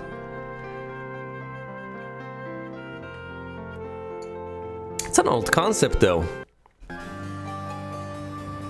The difference between a demon and an alien is not so well defined. Alright, hold on. Oh, thank goodness. For a moment I was wondering whether I actually wanted to deliver dwarves or sprites, because at some point, if you keep recruiting... Most of the time you recruit the highest tier units, so you'll go with 6-5, 4-3, and 2, leaving the first tier to rot in your castle, unless the Week of Plague takes them. But then, if you lose your entire army, or nearly all of it, you suddenly end up in a position where you would be better off recruiting tier 1 units over tier 2 units, because all the tier 2 units are dead, and all the tier 1 units are there, left to be recruited at the castle, so you can fill your slot. That hasn't happened yet in this playthrough, but it's interesting. I've been through this more than once, and you can stubbornly insist on just the same batch of units and have a paltry reinforcement of tier 2s, or you can switch to tier 1 and after that all dies you can switch back to tier 2. Makes me wonder. I don't think anyone actually really seriously considers other combinations.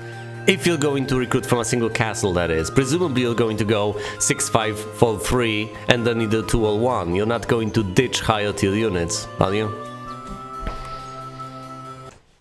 Either way, I can't recruit a single dwarf unless I somehow trade for him, and I can't even get the marketplace, so that's not an option. Unless there's a marketplace somewhere around here. No, there isn't. So at least it will not even tempt me. I think I should nevertheless head out and deliver these reinforcements as quickly as I possibly can, instead of lingering just to get the single dwarf recruited and delivered. I think haste at this point makes the most sense.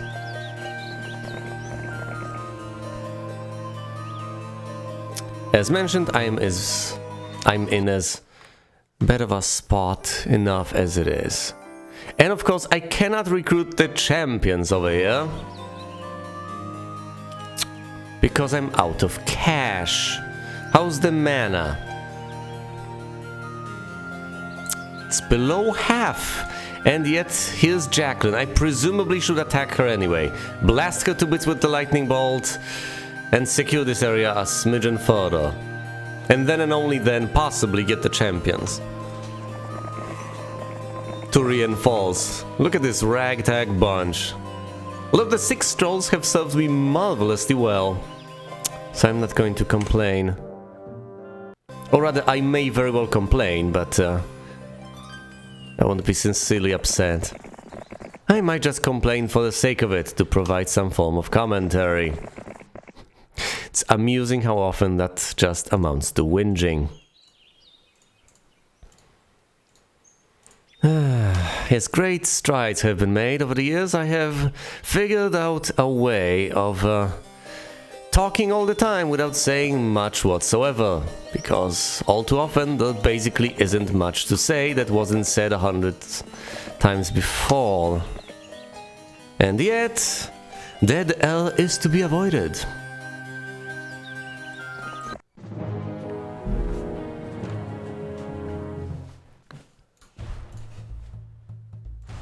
Alright then. Now this is this. Whoa. Well then. That's a bit awkward. If I open the spellbook again, will that go away? Nope. Well, I guess this is something we will just have to live with for now. Right. Anyway, this is the sort of army that's so puny. Yeah, I know. I have no idea what got corrupted and how. Seriously, this really shouldn't happen. It's DOSBox though. But then again, DOSBox is incredibly stable and it's Sandbox. Nothing is running in the background. Yeah, nothing is running in the background of DOS. Yeah, DOS doesn't handle more than one application at the same time. So to say that it's not running anything in the background is utterly superfluous, obviously. Still, hopefully it's... That's a hex. That's a hex. Look, it darkens as you put your cursor over it. Well, either way, I wanted to say that this is the army of a size where most heroes want to flee. And if heroes want to flee, what you mostly want to do is to slay all of the units before they get the chance to flee.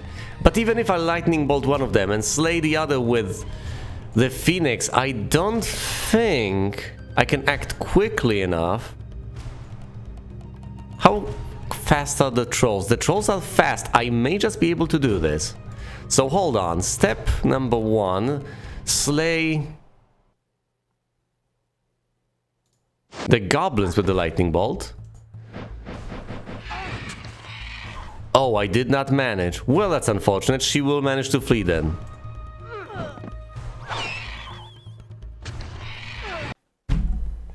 She decided not to. Well, the plan was though, you could see that I was busy trying to figure out whether it would be more wise to attack the goblins with the phoenixes or the archers with the phoenixes. And I was judging the relative damage as I imagined it, as I as I could possibly draw to my mind of the lightning bolt versus the phoenixes. That is exactly what springs to mind. A hero that desperate must really have nowhere left to go. So I think red will just go the way of the dodo very, very soon. Which would be amusing. I don't think that's the only faction, though. As you can tell by the fact that there's a yellow alchemist lab right around the corner. I need to reflag all these mines, but for that I think I'll use my secondary hero, so I won't worry about that now all too much. I also don't necessarily like the idea of going further into the enemy territory, especially into Yellow's territory right now with such a paltry force. No disrespect meant for Troyan, but I think we are pushing our luck here. How about I just reflag the sawmill? What, and head on back here? I think I should recruit more trolls, if anything. Let's go to Timber Hill. Let's bravely retreat. Alright then, fine. Here's the secondary hero. On the way to Timber Hill, we will presumably all reconvene at one of at the Barbarian Castle to the west. I can't remember its name. What is it exactly? It's Fenton. Whatever. Heading out back, not even reflagging that, which is possibly a mistake. Maybe I should have veered off to the side the tiniest of bits and actually acquire that. Look at me here, recruiting trolls, even though I haven't been able to recruit all the units at the Sorceress's Castle. I'm still missing that single dwarf, and yet I'm getting the wall trolls.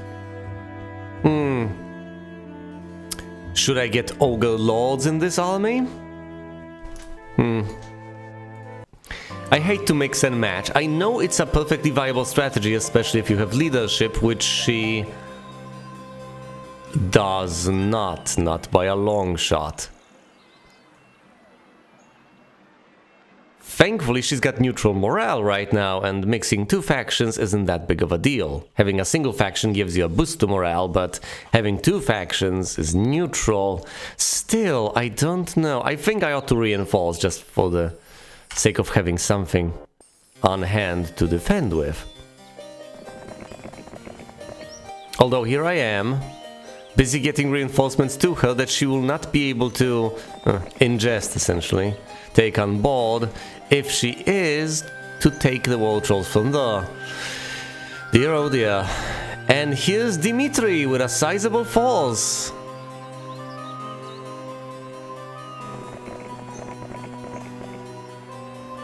Well, either way, let's replenish these units. 10 greater druids or 6 wall trolls? That's a very good question. 5 to 8 and 7 to 9. But there's more of them.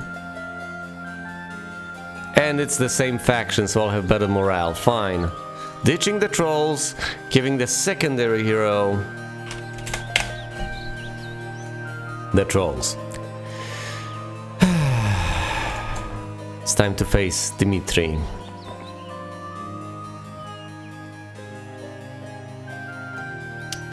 What could he possibly try to conquer? I don't think he can reach any castle in a single turn. At least that's what I hope is the case. Maybe I ought to recruit a couple of things just to be on the safe side. Just a couple of units to tide me over. Just a tiny little precaution, you know, nothing more than that. Even the peasants. Alright, he did not manage. That's excellent. That's wonderful. That's great. That's brilliant. Here's the single missing dwarf. And we can also upgrade these guys. I could bring more sprites, but that seems utterly superfluous. Oh, I could also recruit all these sprites. Why not? Hey there. See, they do stack up. They wait for you. Meanwhile, let's send Astra all the way to the north. That is indeed Astra.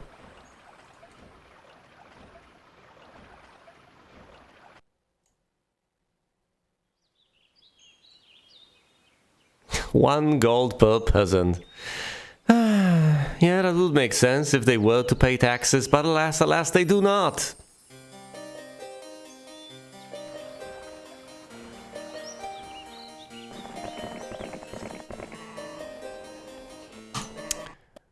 We might need changes to our economic system, but hey. I could recruit a level 1 hero to defend. I possibly even should. It's better than just having a captain over here and nothing more.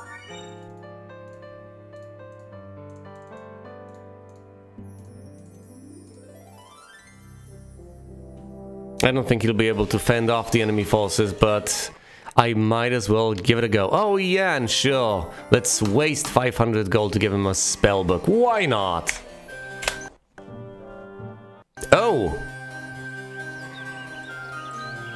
I guess he got cold feet. Fancy that. Was there another hero somewhere nearby? I need to open the map screen. I need to have a gander at the situation in more general terms. I'm in blue, here's red. Ah yes, of course, good old red. Red being incredibly desperate, presumably not having other castles, but what do we know? Has ventured over here. And then further down the line there's yellow as far as we can tell. What does the Thieves Guild tell us? Says of course the tavern, the ultimate artifact may be found on a grassy plain. That's great, that's good to know, that's useful information. What are our standings? Dimitri is the most powerful red hero. As I defeat him, presumably... Yeah, presumably that'll be it. Red is in third place as far as the number of castles is concerned. That doesn't tell me that much. Now I have the highest number of castles, which puts a limit on the number of castles my opponents may have. As you can see, I have 4, which means that at most yellow has 3. 3 at most, that's not bad.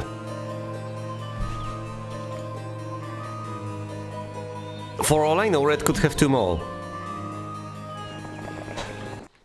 Let's attack the... I should have replenished the mana points on Troyan, though. But alas, alas, that just wasn't enough time, and 65 ought to be enough. Should I kablamo the champions? I think I'll kablamo the champions. Kablamo! Down they go. Let's use phoenixes on crusaders. Down they go.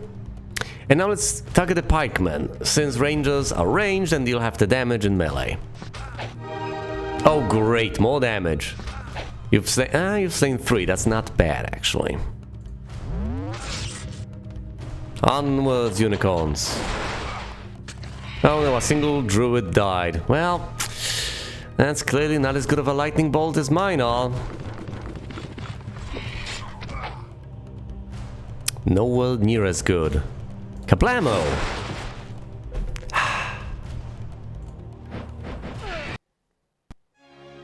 Alright, fingers crossed. Be eliminated. Nope. Either not the last hero, not the last castle, presumably both. Presumably the red menace is still out there. I would say waiting, but it's not like red is actually waiting.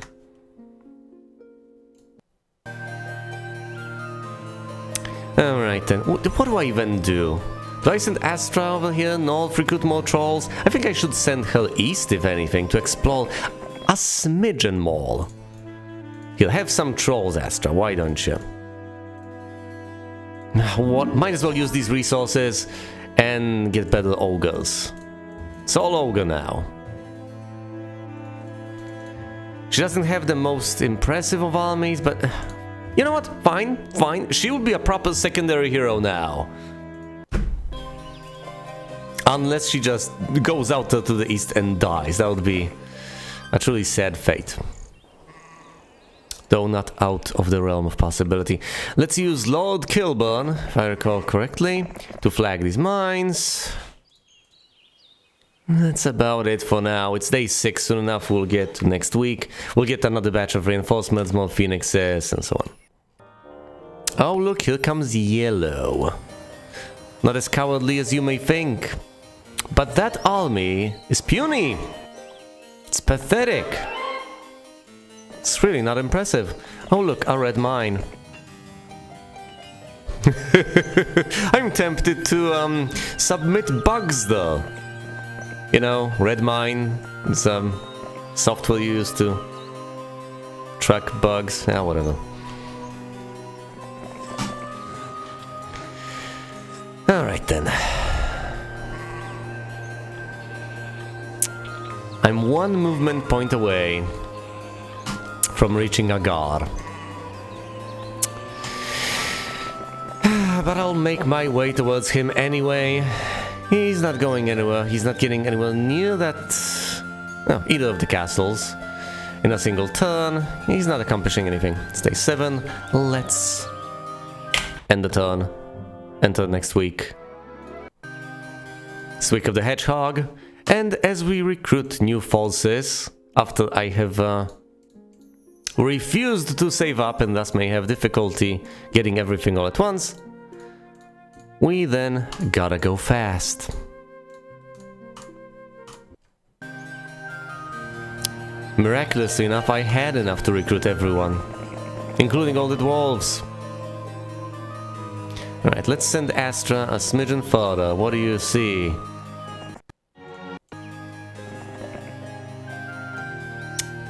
That narrow pathway leading east seems to be a trap.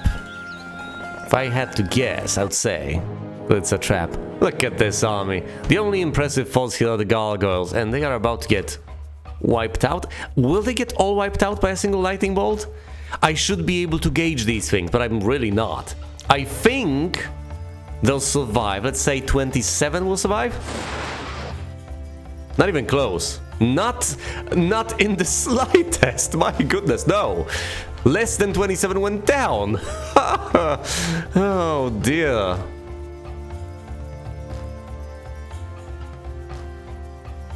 Well then, let's see now. What's the plan? Should I just attack the gargoyles with my phoenixes? I think my phoenixes are about to perish in huge numbers. Well, maybe not in huge numbers, but I think I'll lose... I think I'll lose to this battle. I really can't judge things. Unless I'm dealing with exact numbers. Right, there's one phoenix dead. This is why there's so much utility in just being shown estimates in later games.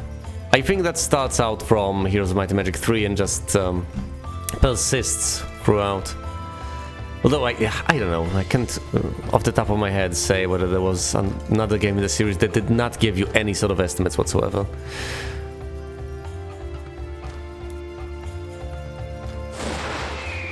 Let's deal with the ranged units.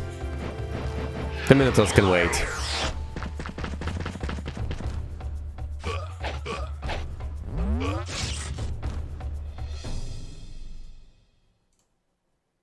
Charge! Was hoping for them to get blinded, but of course no such luck. Now the dwarves are blind.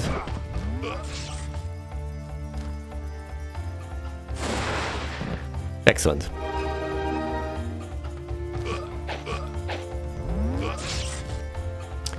He's bound to run away. He's bound to bound away. Nope, he didn't. He absolutely did not. Logistics unadvanced will be helpful, to say the least.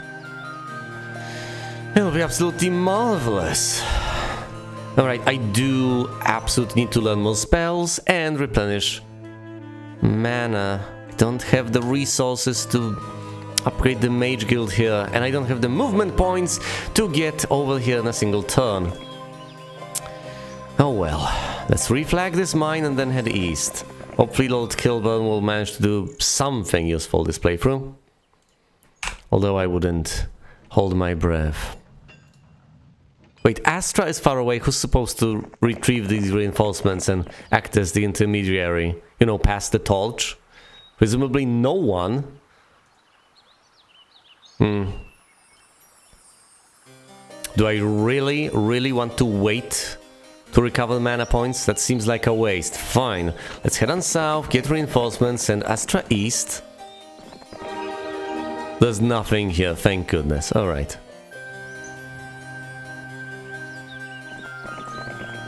We explored quite far. Let's reflag this first, and then and only then venture east. Lord Kilburn is about to get jumped. There's no way he isn't. This place is just a death trap, as far as I can tell. Oh no, no enemy heroes incoming. Fascinating. Centurion here. Great, great, great, great, great. The fact that you have to wait so long just for the sound effect to go away is mildly annoying. I appreciate the animations and everything, but come on now.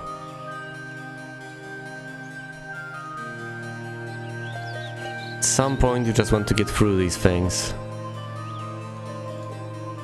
Not that I would ever say turn off the animations, but still.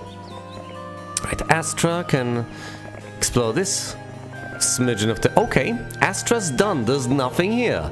So the only way for an enemy incursion is through this little valley. Right here. Let's head... I don't know. Is this more dangerous? Oh look, a sawmill. I dread to imagine what lies further. But I'll send Lord Kilburn there anyway. His sacrifice will not be in vain. That's mostly because you reveal territory permanently. The lack of fog of war in this game is absolutely mind-blowing.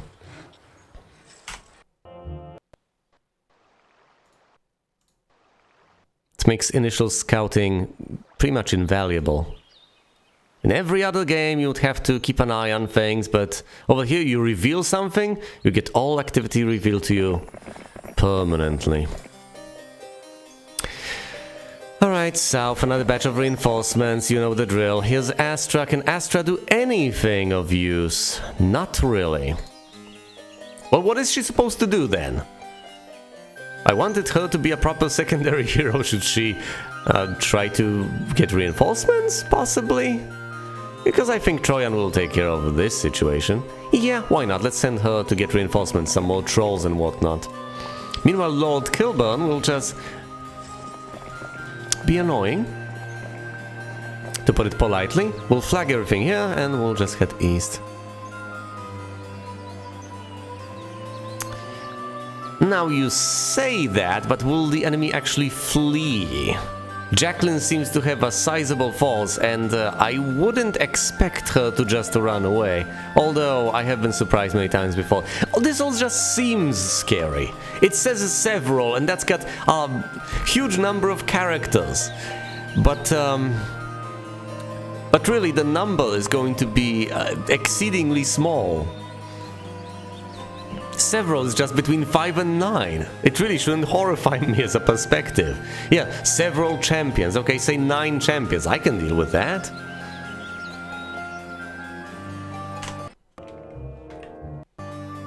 It's one step above few. And yet I think literally the length of the world seems to leave an impression. As if these were style marks or something. It probably is. I am surprised that Lord Kilburn made it this far into enemy territory. But then again, in my defense, I sent him northeast instead of southeast. I think there's bound to be a castle somewhere nearby. So right there or something. Although once again, I can't gauge things to save my life. Well, I can barely gauge things to save my life, but not any better than that. Still nothing. Alright, anyway. Let's slay Jacqueline and then finally head southeast, I guess. A week's worth of unit is absolutely bang on, so to speak.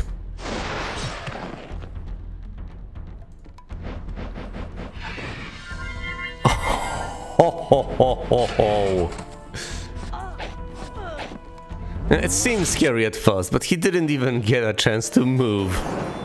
Alright, done. Let's head southeast. Meanwhile, Astra should gather her own little force. I think I've managed to snowball enough to get away with this game. I think I'll be fine.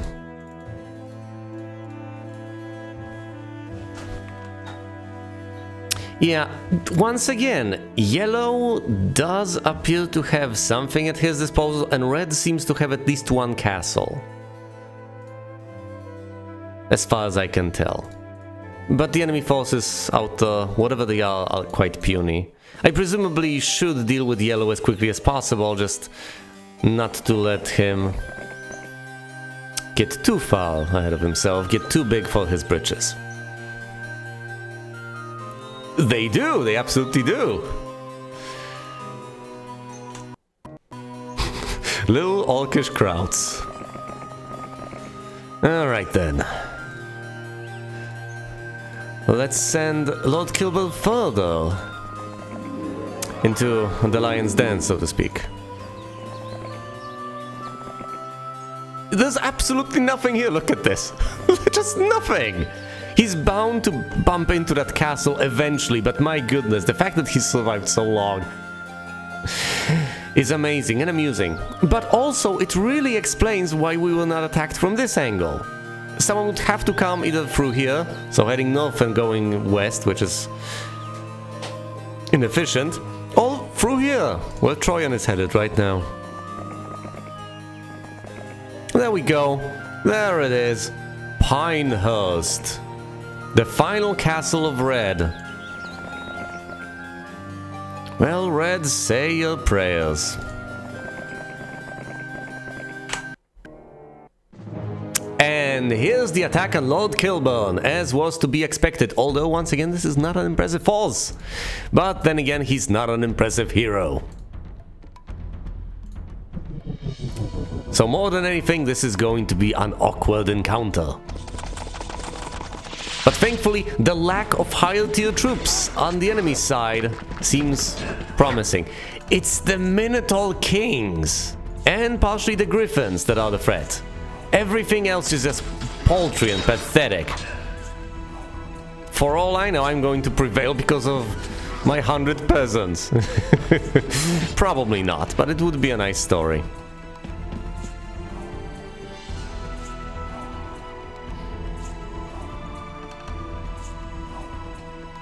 Oh dear, I'm not going to be able to do much of anything to the Minotaur Kings. Fine, let's wipe out, say, the skeleton. I can't even accomplish that. I'm going to lose horribly here, and there's basically nothing I can do about it.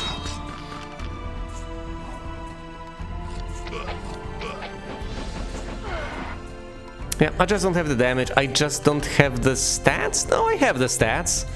The enemy doesn't have terribly impressive stats. That's not the problem.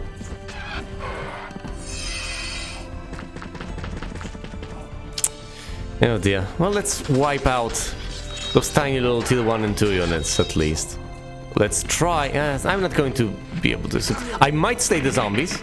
No. Well, no, that's 4 zombies. They won't all go down.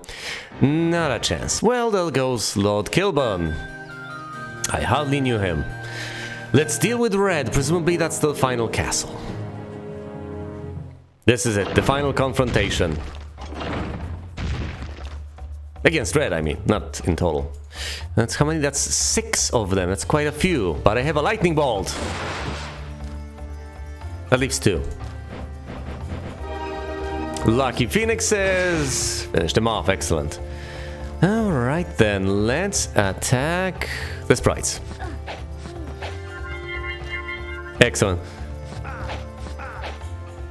Let's finish off the peasants. Great. The phoenixes got paralyzed and then immediately afterwards they got attacked. That's fine by me. They did not retaliate because that's how paralysis works, but that's okay. Down they go. I had losses, but they were minimal. Red, yes! Red player has been vanquished. They're gone. Oh, look at this. Glorious.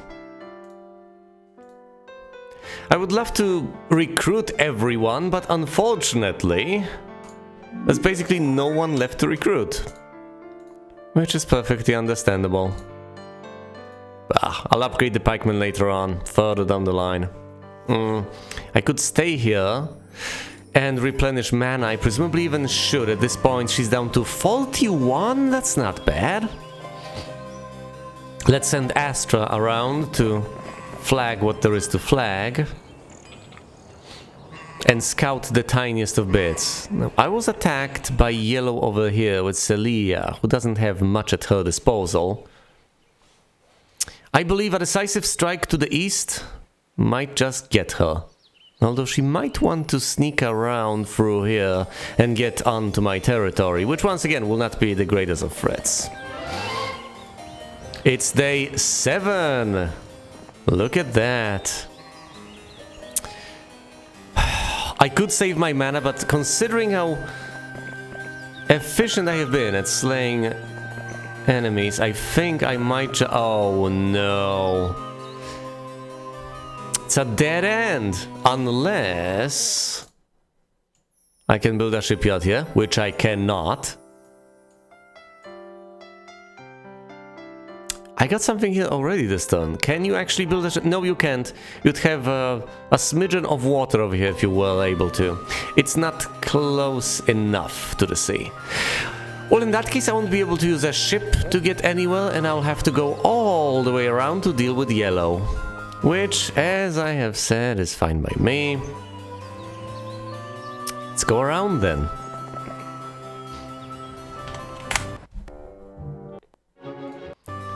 Week of the Locust, yeah.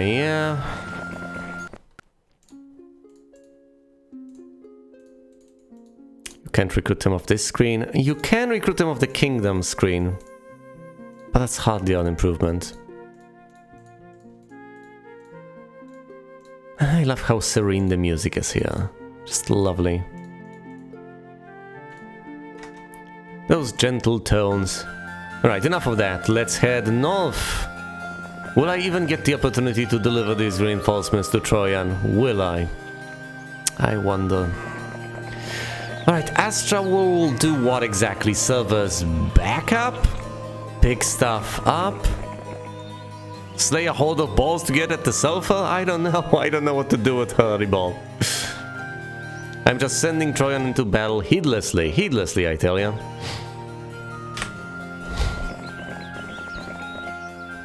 Maybe I have to give her more reinforcements. Maybe this is not enough.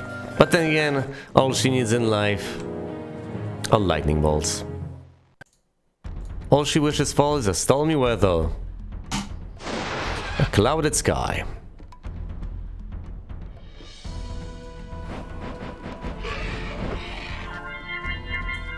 Fry!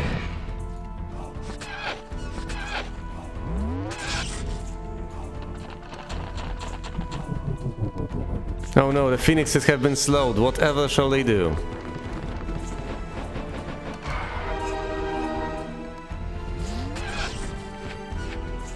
I guess they're just going to kill everything slowly. Never mind, never mind. Of course, in this game, speed affects how far you can move and the point during the turn when you can take action. So phoenixes fell significantly in initiative. I guess the slow spell has that as an interesting side effect, if you are to treat that as a side effect. Lowering their initiative can be more significant than not letting them move too far, now that I think about it. Juggling initiative is interesting. I still don't particularly like the fact that these two things have been merged in Heroes of Might and Magic 2. As in, how far you can move on one hand and when you move on the other. Because how often you move is the same for all units, once a turn. With strictly defined turns. Oh look, it's yellow again. Yellow though.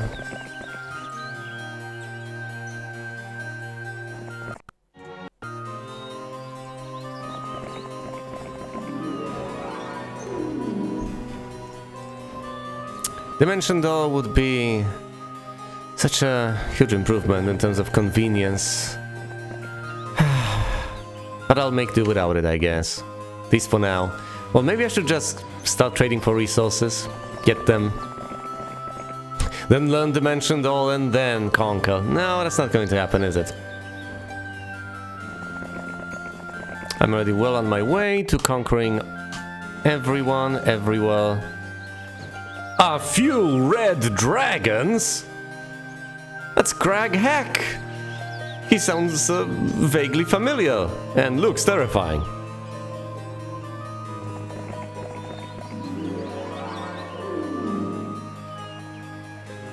Oh dear.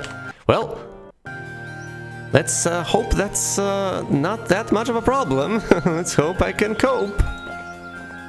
Let's hope to cope. Oh look, a castle down there. Well, let me get...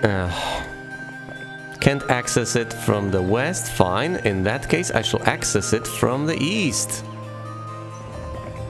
And of course there are stone lifts over here. A pack of hydras really will not dissuade me.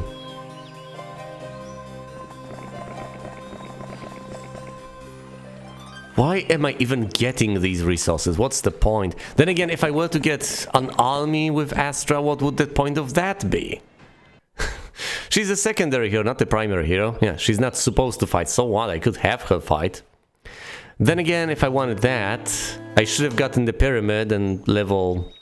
tier 6 units, but that ship seems to have sailed. I'll never get her to the right place in time. Yep, there's nothing here, nothing of note.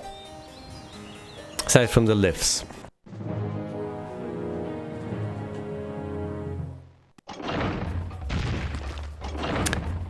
"33 hydras is a sizable force. I shouldn't underestimate that.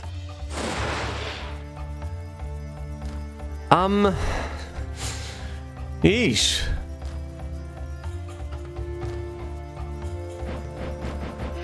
I was tempted to attack the centaurs, but they're too close to the hydras. Oh no. Have I bitten off more than I'll be able to chew? I certainly hope not.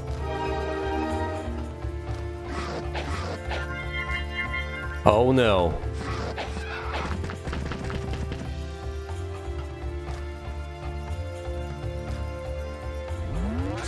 Well, I do have all those dwarves.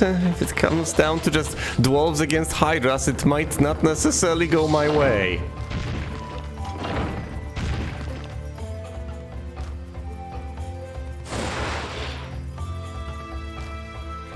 27 hydras left. That's quite a few hydras left.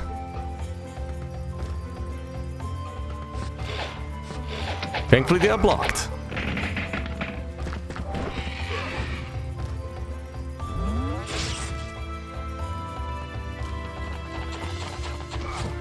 Oh no! The Centaurs, they deal so much damage! I may have overestimated my power.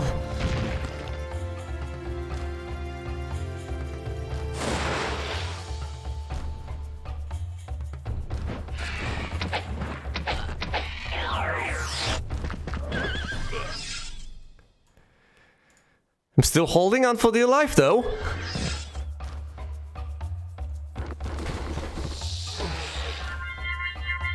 do you mean don't get close to the Hydras? What am I supposed to do? Just blast them with lightning bolts? That's not the worst of ideas.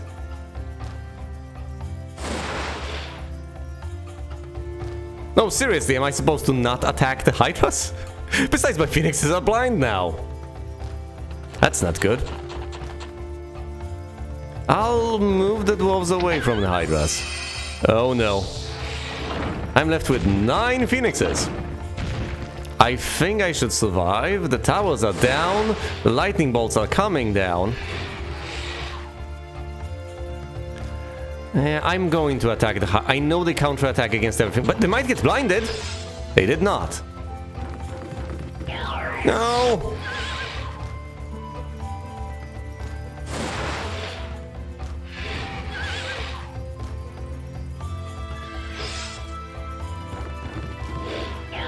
The dwarves are dishing out a surprising amount of damage. Then again, these are dwarves we're talking about, so nothing should surprise me anymore.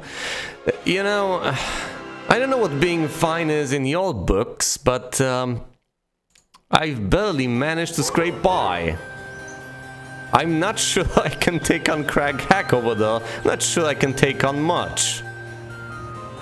Eesh.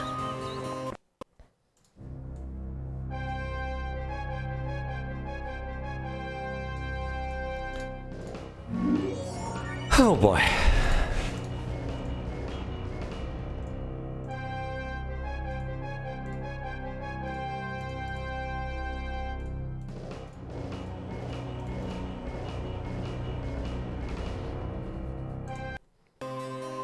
Yeah, clearly, because you can't recruit them here. I think it's just Crag Hack. I think he got those dragons initially and is just now milling about with them. I think that's it.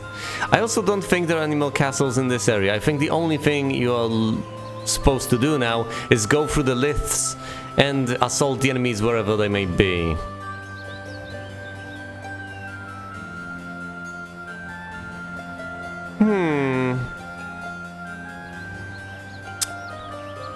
A single red dragon, you say? For all I know, it could be fall. Oh, by the way, I have this batch of reinforcements on its way. It's insignificant now, comparative. I think I really ought to consider including barbarian units in my primary hero's army.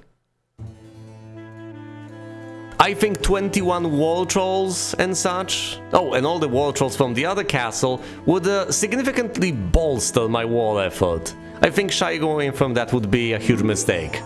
I absolutely think we need to recruit units from here and oh, yeah, there are no wall trolls here because I haven't built the bridge. Well, as late as it may be, I am ultimately going to transfer these units to Troyan's army eventually. Yeah, so this playthrough will take a reasonable while, I'm afraid. Alright. So what is the plan here? I could go with goblins. There's plenty of goblins to go around.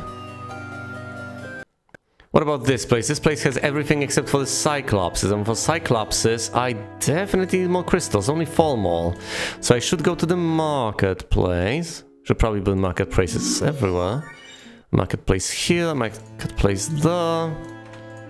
Built here already. A marketplace here. Nope, I've already built here. There's the marketplace there.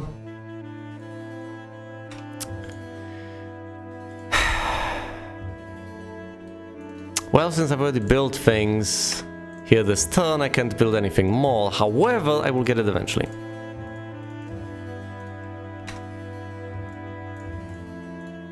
The number of goblins is not to be underestimated. Did I just consider taking the goblins over the wolves? That's bizarre, but then again I would have to miss out on orc chiefs. Oh dear. The wolves are amazing though. Do I give up on them? Especially since I could have loads of them. It's a tough one.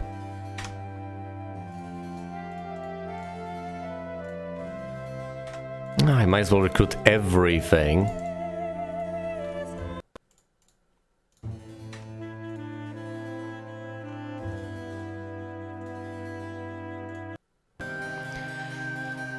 And this castle could use a hero. Someone needs to transfer these units. Whoever it may be.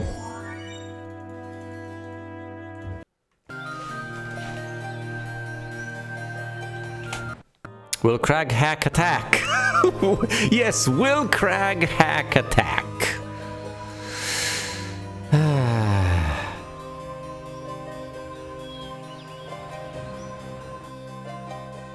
Maybe, just maybe I should face Crag Hack with the units from here. Led by Astra. She won't have the most amazing of stats, but she'll have quite an impressive army.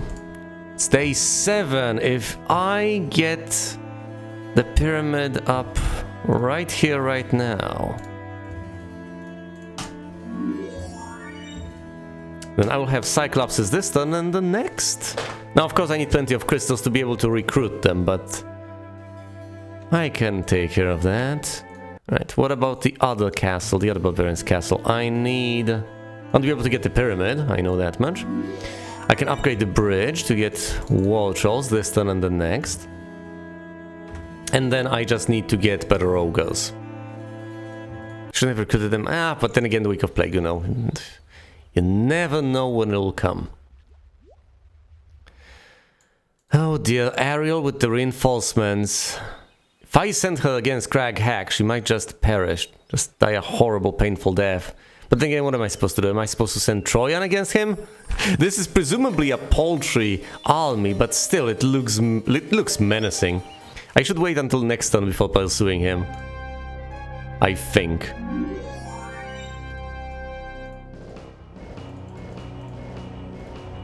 And then get some units from Black Vein.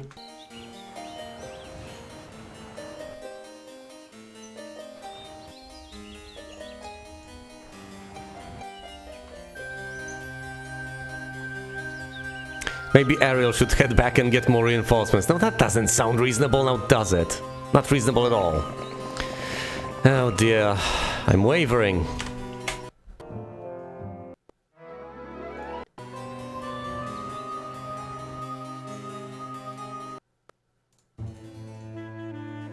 I need plenty more crystals. Guess I'll effectively be forced to trade for them if I want all those Minotaurs right here, right now. Oh dear, that is a good point. But then again, I have more castles. I have more resources at my disposal.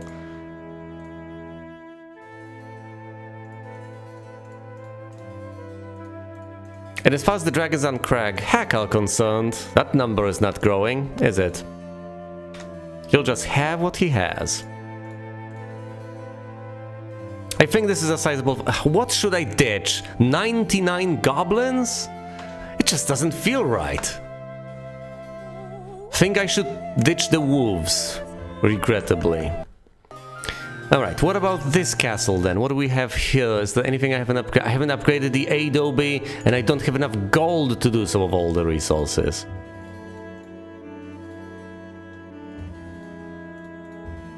Alright, let's get a smidgen more gold next turn, recruit everything.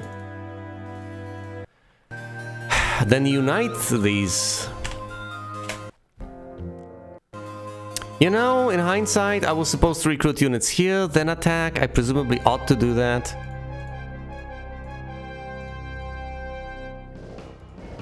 Fine.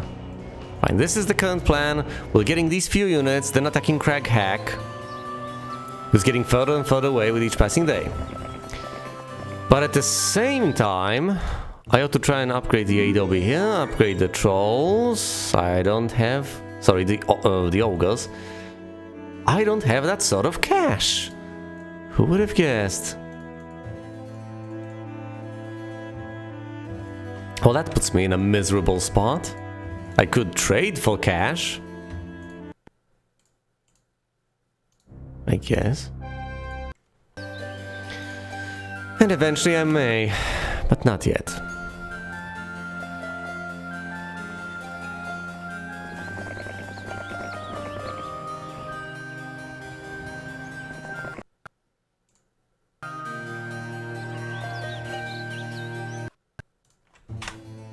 Right, what do we have here?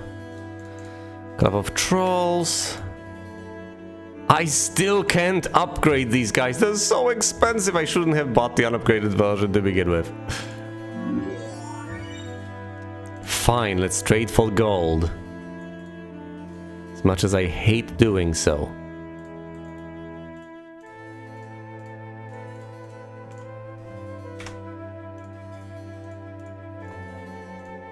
Alright, that's everything aside from the wolves, and I'm not including the wolves anyway. So there's no point in lugging them around. Well, there is, because I want to have a unit for the hero to keep. Alright, right, it's day 3, thank goodness, so I don't have to worry about incoming reinforcements I'll be missing out on. Let's put everything on Astra.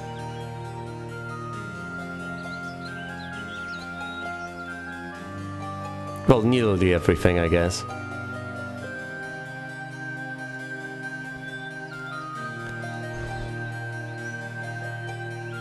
I think this is a reasonable false. I think even if Astra were to face Craghack, she just might be able to do it. There's just one tiny problem, namely there's no one over here to gather the reinforcements and deliver them north. That's the only problem, but other than that, we're golden. I'll get another hero there to the south soon enough!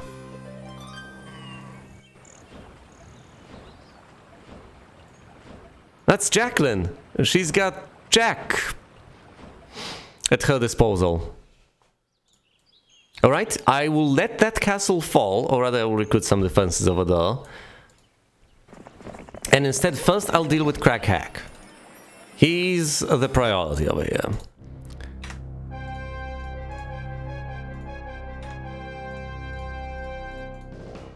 Even if this castle doesn't manage to defend itself, which I don't think it will, that's going to be fine by my standards.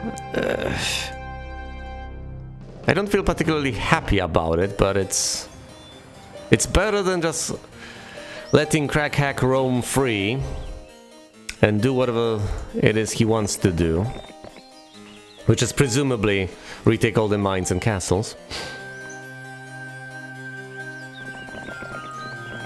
After I have dealt with Craghack, I'll return, retake that castle, and eventually we'll get black dragons of our own, presumably.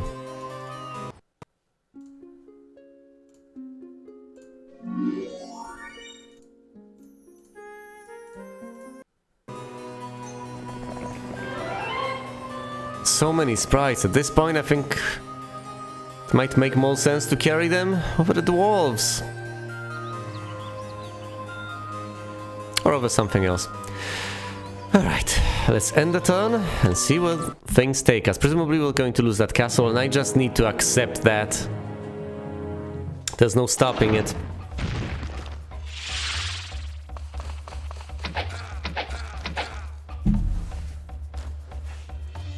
I know the Hydras are sturdy, but come on now. There's no way.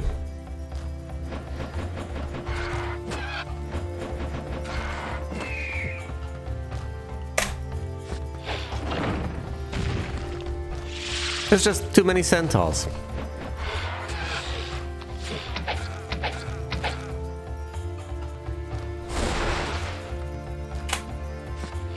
I may be whittling them down, but at nowhere near the pace I would need to. Oh well, let's deal with Craghack. receive reinforcements, and then finally head back.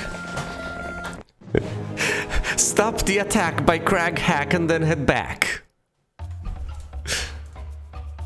Can't cast Lightning Bolt on dragons, sadly. But I can cast Mass Bless. Yeah, let's do that, why not?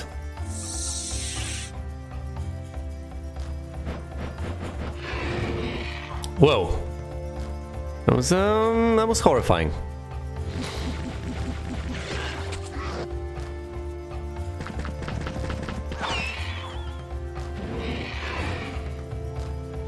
For a moment there, I thought I'd met my match. After all, I've been dealing with every single problem I've encountered so far by just throwing lightning bolts at it. That's not going to work with the red dragons. Which is a terrifying perspective. Steel Skin! I had to use pure brute force against them, which thankfully I had enough of. But I've lost a single Phoenix. It's not that big of a deal, all things considered. Alright, let's get those reinforcements. Chop chop.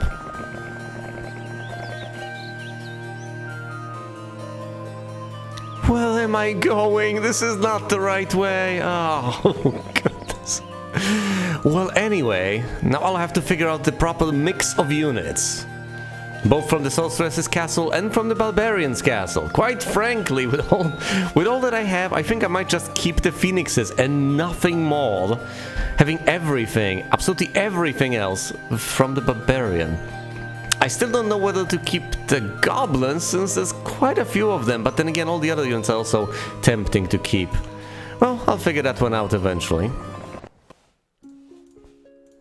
Now, and speaking of units from the Sorceress's Castle, there's so much left to recruit, isn't there? And it's day 5.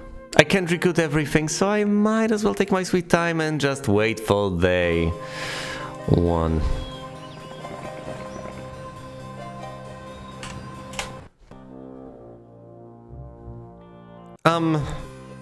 They're coming, obviously.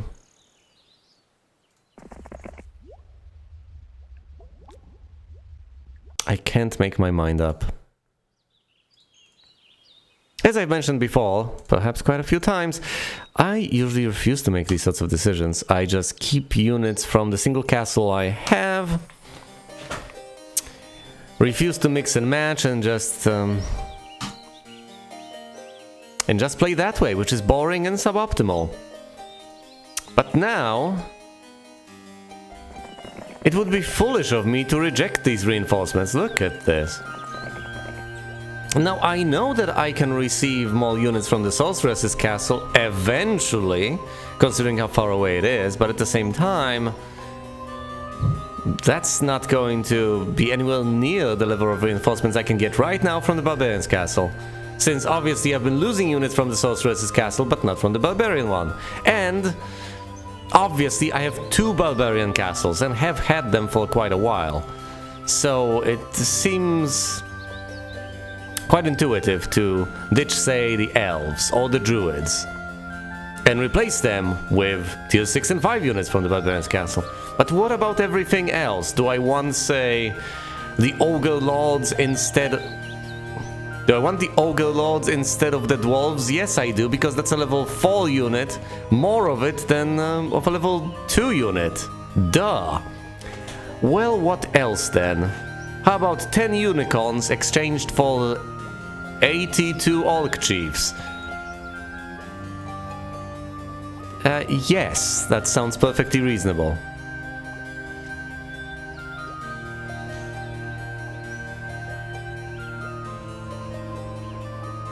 I think that's it, and I think that's a perfectly potent and powerful army.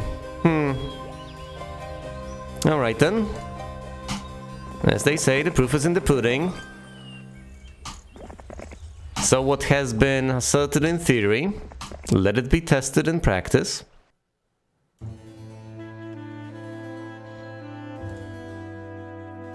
All that remains is yellow, and the most powerful hero for yellow is this guy right here, 0084. What is your name? It's neither of these guys. Oh, well, mirror on the wall. Whose army is the most powerful of all? Guess I'll just build a plethora of thieves guilds. I have better income, my total army strength is better, I have more artifacts, more castles, more heroes, the same number of towns.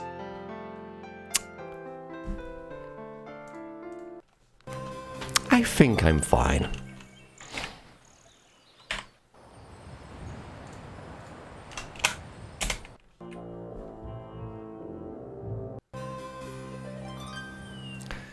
Alright, Troyan. Onwards. What about every other hero that I have? Oh, that's right, I have to reflag all these things, I have places to visit, yada yada yada.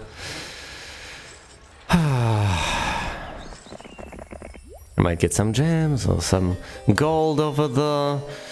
Ruby's waiting for reinforcements. Vatauna is over here waiting for next week. Ariel over here is on her way to Pinehurst for what reason exactly? Why are you... You know, let's send her to the other castle so she can bring reinforcements from the Barbarians' castle to Troyan when and if these turn out to be necessary. All handy. Right, let's attack Jacqueline. This should be a fairly brief encounter. Oh look, forces that do not include units that are immune to lightning bolt. I guess I'll use my lightning bolt.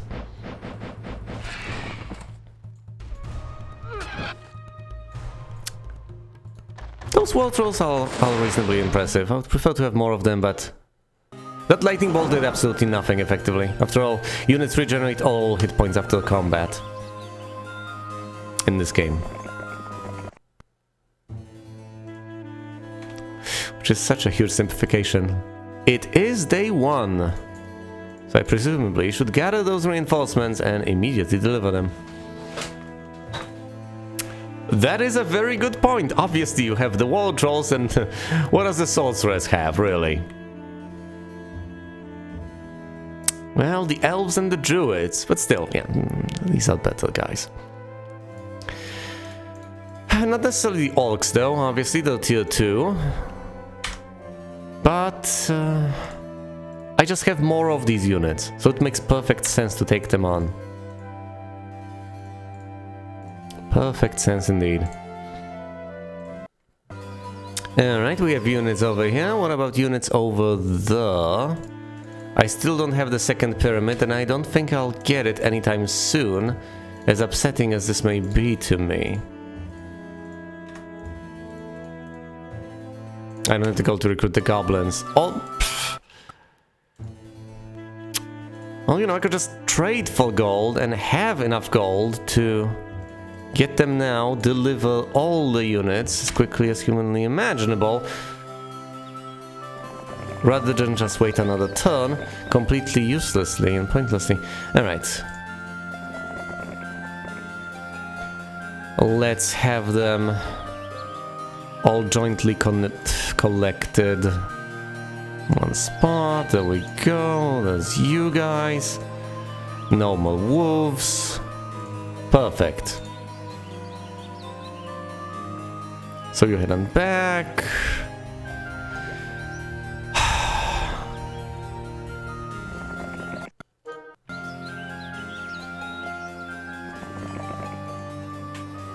Vatauna should pick up the sprites. And eventually we'll recruit everything here, but not now, not today. And a turn. Oh, look! I am so horrifying that Yellow has decided to go all the way back through the stone lifts. That's an improvement. I should absolutely get more spell power. Will help my lightning bolts.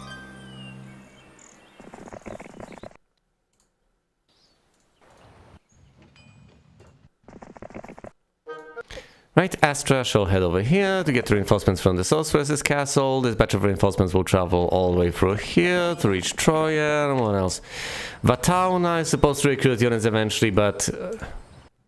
But she's not feeling like it this turn. I don't know. Might as well get them. Might as well.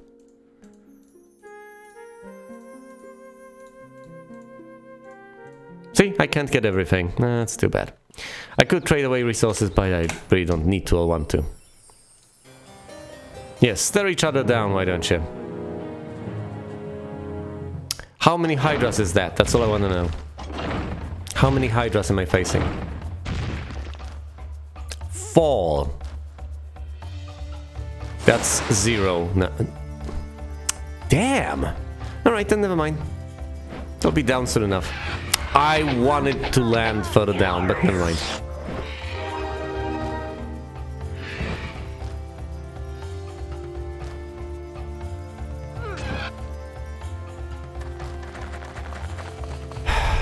The Cyclopses are amazing, but first they have to get over the moat, which is not as easy as it may seem.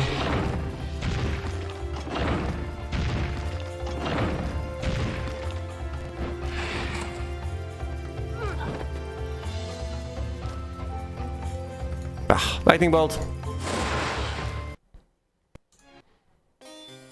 I'm not getting any artifacts off of these guys. It's frustrating. I would love to upgrade the Mage Guild, but I need more crystals to do that.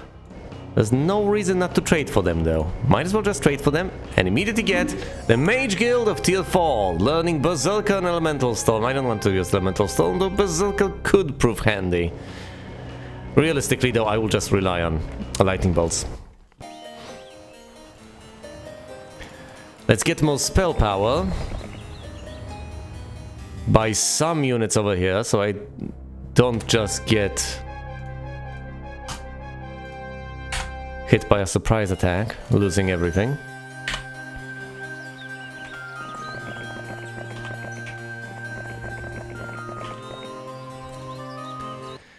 Alright. Some elves remain and over 100 sprites. Now that is a force to be reckoned with. Especially since you don't have to be too shy about attacking with them. There's no retaliation to sprites. A tier 1 unit, should I really cart it off to Troyan? We'll see.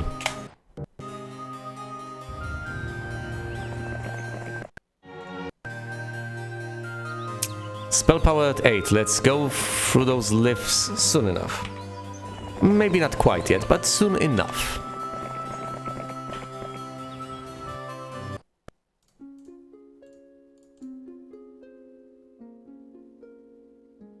Maybe I should just get a single secondary hero's army off of this. I don't know anymore. The phoenixes ought to be delivered, but beyond that, I don't have the slightest clue.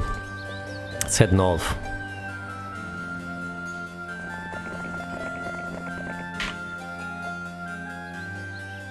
Why are these even divided into 2 stacks? Unite the wolves. Oh dear. What an awkward situation, with one wolf being separate.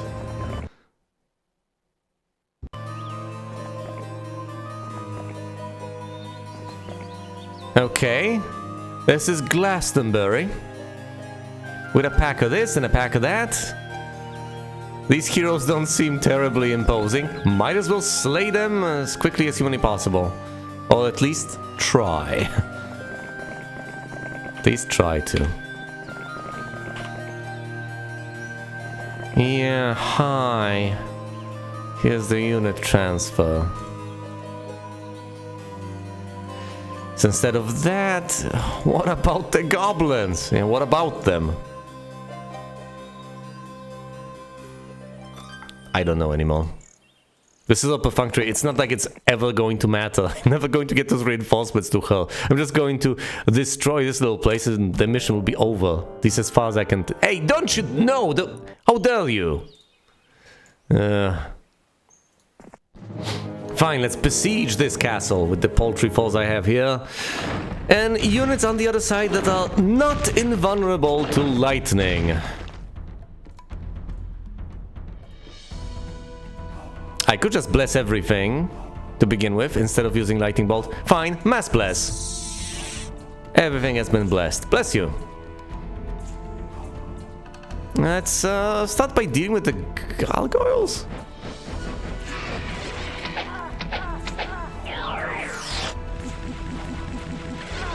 Counterattack. That's 50 Galgos, that's quite a few. Slay them, my Cyclopses. This is a surprisingly beefy army. Well, I should be able to deal with it, shouldn't I?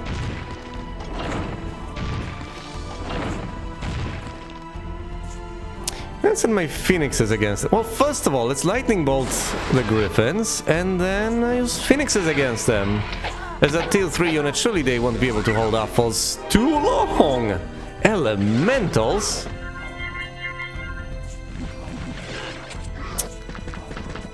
I guess I'll have a no, sorry, that's as much. That's all she wrote. He's down to 4 hit points. He did summon those elementals.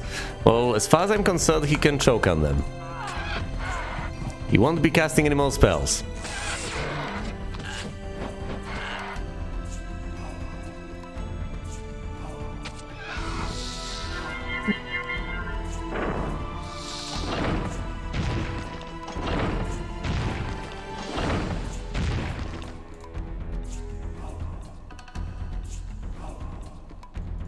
Let's cure the ogres.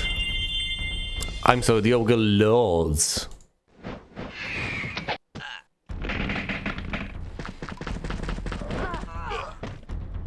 Ah, fine, let's just attack them in melee, whatever.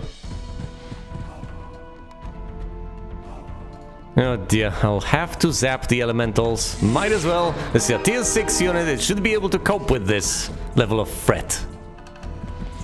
The ogres will also deal a decent bit of damage, there's plenty of them, they're sturdy. And they're reasonably high tier. At 50, they should be able to do something. And I don't mean age, I just mean count, obviously. Why did the Hydras are so slow, they couldn't even attack the Pole Phoenixes. Alright, Lightning Bolt. And let's attack the... You know what, no, let's save the Phoenixes a bit, and instead get rid of the remaining Centaurs.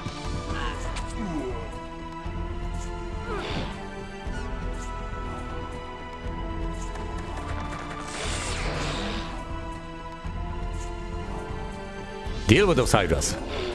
There we go. For all I know, this is the final battle, so it shouldn't really be all that startling that some effort is required.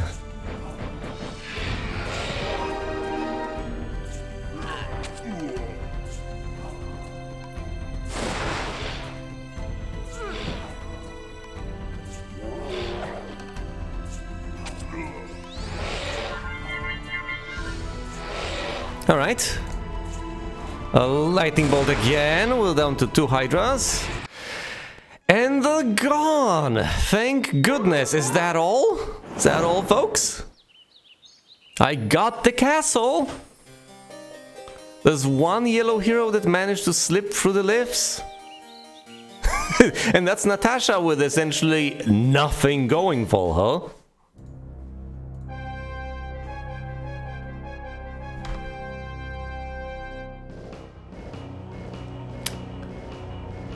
That's nice to have, I would say.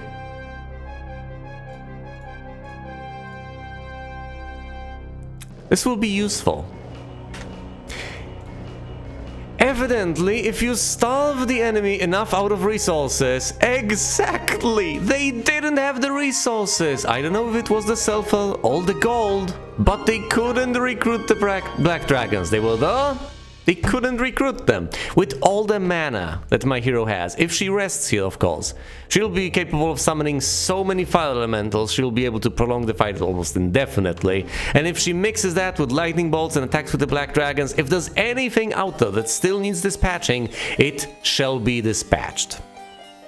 With that being said, I think that's about it. I don't think there's much more left to do. I think there's just one clueless yellow hero milling about the map, about to be slain. I think that's the final threat. And if I am correct in this assessment, then all I need to do is attack her with a hero or have her charge headfirst into Black Vein for all of this to be over.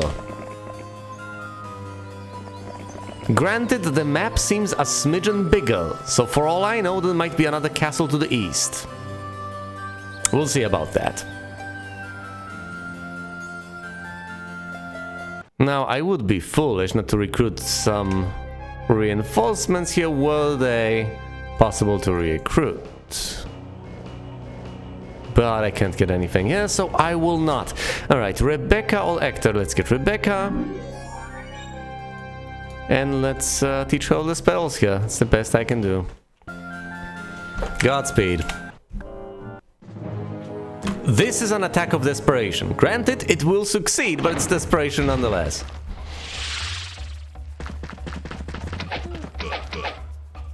Yes. Lightning bolt. And let's just avoid this this Minotaur guy.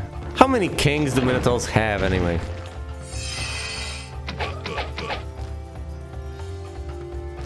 Down to 24. I'm not going to win this encounter, but I will try to whittle the number down as much as I can.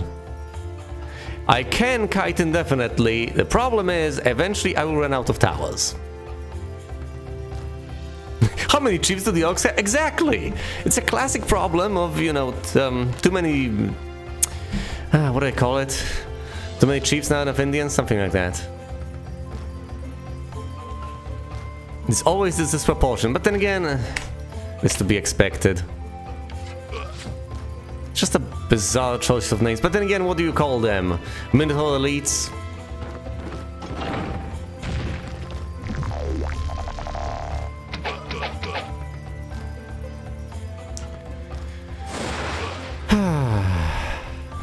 Minotaur mid-level manager. No, that doesn't sound right.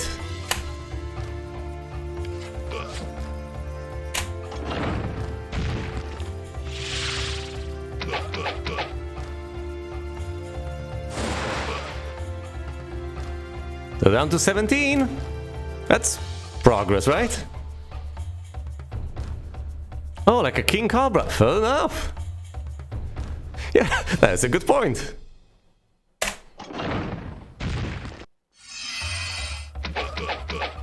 Oh, the ballistics on this lady are so atrocious that I almost have a chance. Poor Natasha. Oh dear. I have 18 centaurs. Will this actually work? I don't think it should by any stretch of the imagination, but... Oh no. If only I could destroy the ballista like you can in newer installments, but I can't. Alas, I cannot.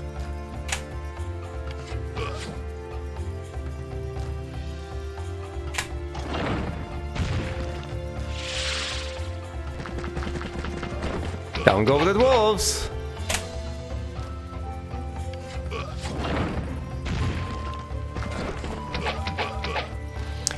They're down to 11.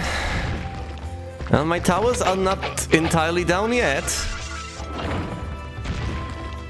That did nothing. No, don't tell me I'm about to win like this. Oh, no, this isn't happening. I refuse to believe in this. What is going on? No!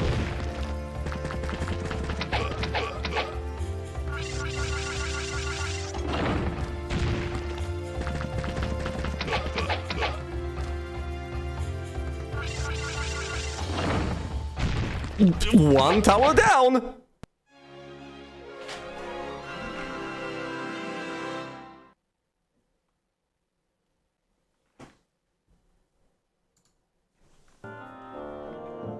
Rebecca has gained a level. Well done, Rebecca, well done. I'm proud of you. That wasn't the final castle, but it was a pretty impressive encounter. That was amazing. Oh. Alright. Let's have a gander over here. I own the castle of Glastonbury. And I'm in the process of recruiting more and more black dragons with each passing turn. I have managed to successfully defend the castle of Black Vein. I guess a number of options remains. I could hypothetically get a ship. Where would I get the ship, though? Is there a shipyard here? I could erect one, get on board and then explore, sail the seas, or I could just refuse to use the sea whatsoever and just focus on exploring by going through the liths. As I have been doing so far. I don't know what I have against venturing out into the sea. It seems to be a vital mechanic, an integral part of the game. And yet, in spite of everything, I seem reluctant to do so. Maybe it's the fact that to get on a ship and to get off a ship you have to spend so much time. And there's so much wind up with doing that. Anyway, let's go through each hero and figure out what they were exactly supposed to be doing and when. Here's Rebecca with a handful of sprites. She might be here to pass on reinforcements to my primary hero. That's what most of my secondary heroes are there for. Although I could also make use of her to set sail and explore all the areas of the map that have yet to be revealed. Over here we have Vatauna, who is supposed to get reinforcements from the castle of Pixie, including pixies. And then, hypothetically, she is supposed to deliver them to my primary hero. Although at this point, the path she'd have to take is so tortuous and long, I'm not sure that makes any degree of sense whatsoever. But she may as well try, as Noel. Oh, speaking of reinforcements, these are actual reinforcements on Ruby. As I've said, even if she never makes it there, might as well send her. If it turns out that the mission lasts a smidgen longer than I had originally expected, then that'll come in handy. It's a lot better than not sending her, assuming she would not be needed, and then to need her. Here's Astra, on her way, yes, with the reinforcements from the Sorceress's castle, of course. Then we have Troyan, my primary hero, and finally here's Ariel, who collects reinforcements from the barbarian castles. Well, I think as far as priorities are concerned, first of all, I ought to recruit some more black dragons.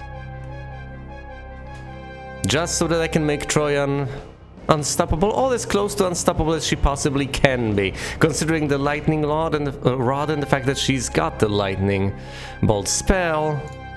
She'll do just fine, basically, regardless. Also, I could just win every single encounter by summoning enough air elementals. With her spell power at 9, she can summon quite a few.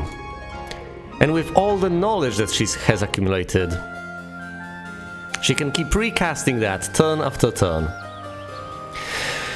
Alright then, Becky. Presumably I ought to get a shipyard here, except that I can't because I've just spent all the gold getting the black dragons. So she'll just wait there. Oh, sorry, it's day 7, never mind that.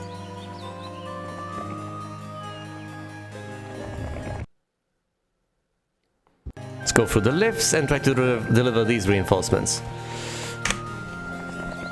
Astra.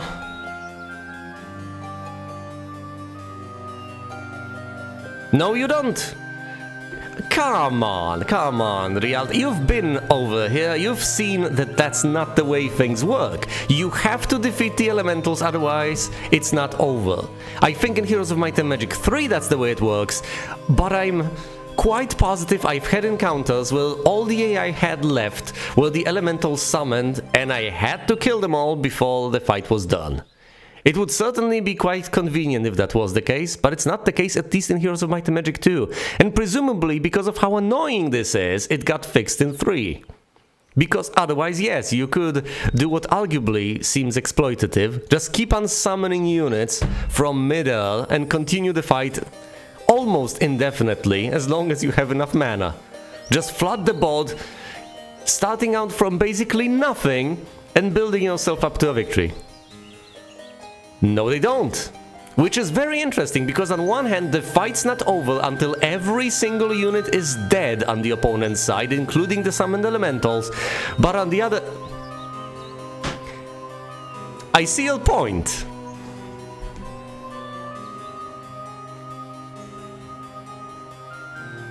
Yeah, how does that work?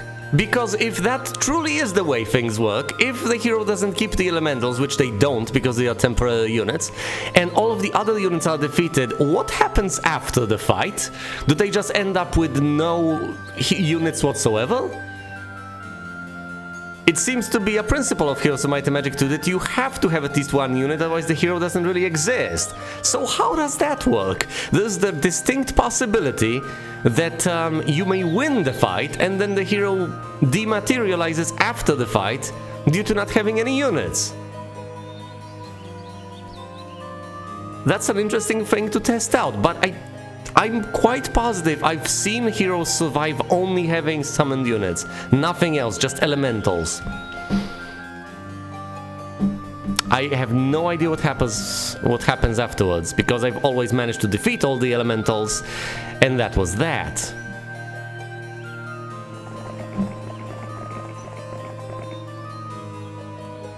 But yeah, that's a classic, of course. Of course, that's the reason.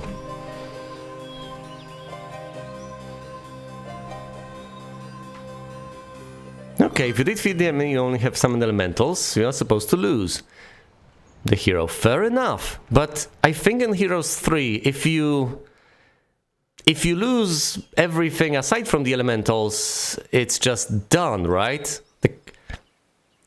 Hold on. If you lose everything aside from the elementals, is combat over immediately? Or do you lose your hero after the combat is done and you can continue to fight, but just know that you will lose your hero no matter what happens?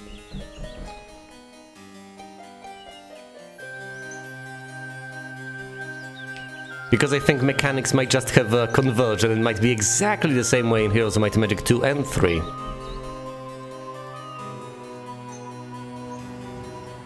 It's also no doubt a curious edge case. You keep fighting with your elementals, okay. If you don't manage to resurrect any of the summoned troops, you lose your hero. I think this works the exact same way over here. Alright. So technically, I could win the fight, I would just lose Troyan. Which would be horrible, but there's that. Interesting. That makes me wonder, would it be better then to just flee that fight? Ridiculous. Because if you flee the fight, then you can recruit the hero back. And I think if you flee the hero loses the units anyway, gets some basic set of tier 1 and tier 2 things, and then you can recruit the hero. So in a winning fight, it may be a better move to flee with the hero, because if the hero dies, then you'll be able to recruit that hero, I believe, 2 weeks later at the earliest, and I think anyone will get an opportunity to pick that hero up. My goodness, this is a bizarre scenario, but an inevitable one based on the rules of the game, which are, I guess, somewhat convoluted. See, the only reason this is a problem is because we have this baseline bizarre rule that a hero needs to have at least one unit just to deserve to live, just to exist. That somehow a hero with no units is no hero whatsoever. And it forces so many contrived scenarios. How many times was I annoyed that I had to transfer units, but I had to keep one unit of some type on the secondary hero because that's the way the rules operate. It's ludicrous. If I could just transfer all the units away, march the secondary hero off, and be done with it, that would be great. And I wouldn't really mind if I were to then lose that hero upon any encounter whatsoever. I would just accept it as par for the cause. Fair enough. Got attacked by someone else, I can't do anything about it, I'm done. Or then maybe, just maybe, you could have a hero with absolutely no units whatsoever. You Yeah, and you could still summon units and win the fight. That's cute and everything, but then how would the fight end? Because ordinarily the fight ends if you have no units on your side, so you would have to lose by default if you were attacked. Even though you could hypothetically summon units and then could win the encounter. But what would be the requirement for a hero to lose a fight? These rules are so intertwined. And of course temporary units only muddle the waters. But of course, I see the reason why these rules exist.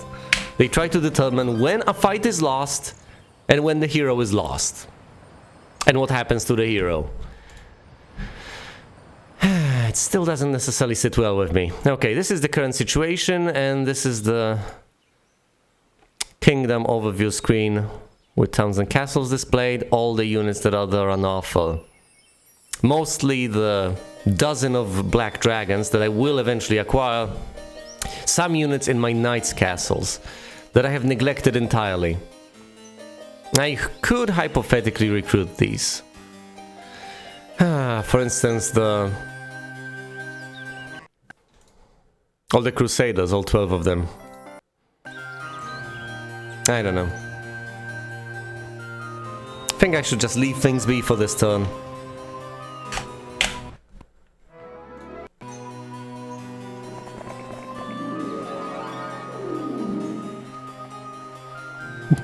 And now I can't help but wonder about a better design for determining how to end fights and so on. Now, of course, the next logical step is basically what they've done in Heroes of Might and Magic 4, isn't it? To just treat a hero as a separate sort of unit that can exist of its own accord, and then you manage to free yourself, disentangle yourself from the idea that at least one unit must exist. But that creates a host of its own problems. Design decisions. I should stop thinking about that and instead focus on what's at hand. Oh, it definitely does. It does, doesn't it? But then again, it brings it a step closer to Master of Magic. Yeah, but you say that, but on the other hand, what about Master of Magic? Their hero units are perfectly fine units. They travel with armies, and they can exist on their own. And the more I think about it, the more I've seen of Master of Magic, the more I realize that Heroes of Might and Magic is just a dumbed down version.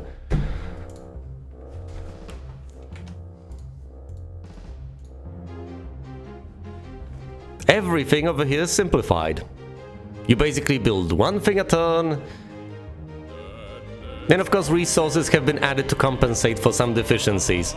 So that you can't just build anything or everything, but have to balance things out.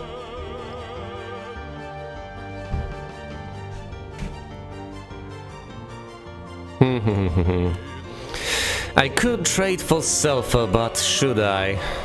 How soon do I want all of these black dragons? It's going to take a long while to get them all. Then again, am I in any sort of a hurry?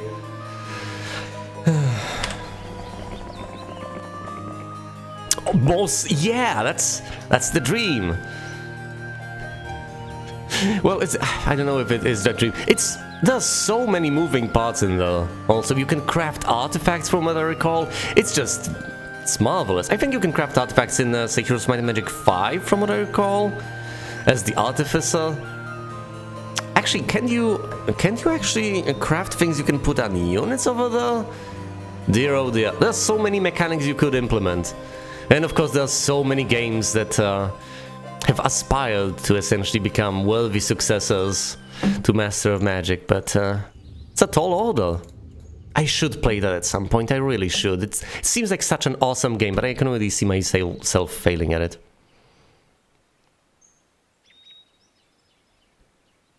Yeah, heroes could do their own thing, that was really nice.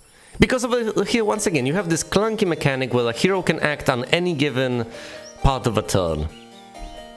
So you can cast that spell at the start of the turn, at the end of the turn. I guess it gives you flexibility and it adds a strategic level to deciding when you want to cast a given spell, but still. Also, one of the best things about Heroes of Might and Magic 5, detangling speed from initiative. That was glorious. First of all, how soon a unit... Actually, that's 3 things, even though they got separated into 2 things, and in this game they are 1 thing. So how far a unit can move, how soon a unit can move, and how often a unit can move. Obviously, over here it's fixed. A unit can act once a turn, and it acts as soon as far as it can go, to phrase it very bizarrely. As in, units that can move far, move earlier. And not only could a unit move far but move late, but at the same time you could have units just acting multiple times in what otherwise would have been a turn. Innovating in terms of the order of initiative, that was just glorious. Let's get Becky on a boat.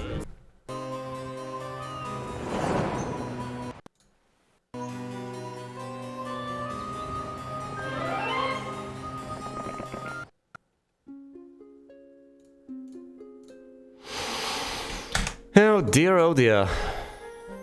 Actually, I can get the Phoenixes, that's not that much of a problem. Although getting reinforcements from every single...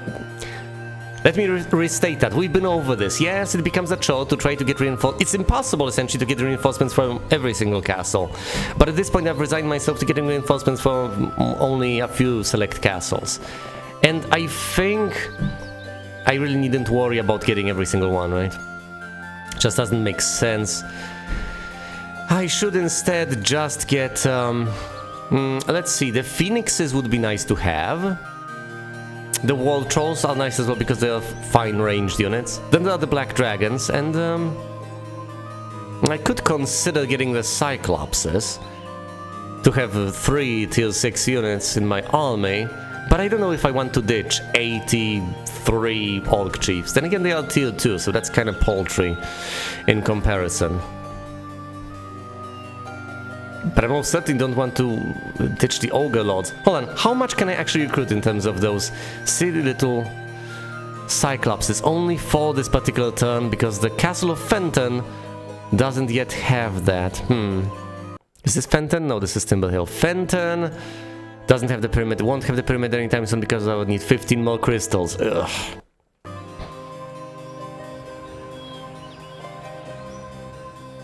Is there anything else I want out of the Sorceress's Castle? I think I just want the Phoenixes. I'll just load up on them. Besides, it means I can move a town at this very turn. Yeah, let's just deliver the Phoenixes. There we go. So Ruby should just either back off or explore the island. Why did I just park my primary hero here doing absolutely nothing? To stay on the safe side? Oh dear. I'm being overly cautious here, I think. Absolutely nothing is going on. And yet, I've just frozen still in terror.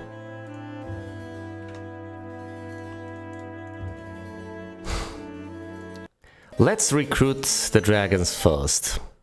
Actually, a single dragon, presumably because of the sulfur shortages. I'll trade for that silly little sulfur. There we go, a decent bit of sulfur. I can still only recruit a single black dragon because I don't have enough gold. I could trade for gold. Dear oh dear. Hold on, how many marketplaces do I have? Do I have a marketplace in every single castle? It would appear so, yes. So I should get decent prices.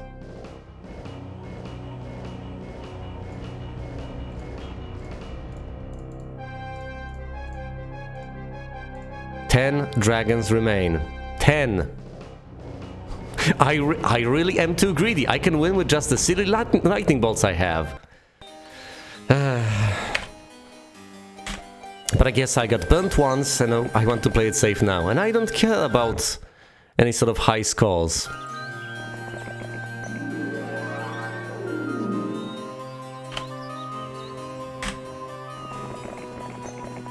So I just take my sweet time every step of the... Whoa, what the hell? How much? She's got navigation on advanced. Oh dear.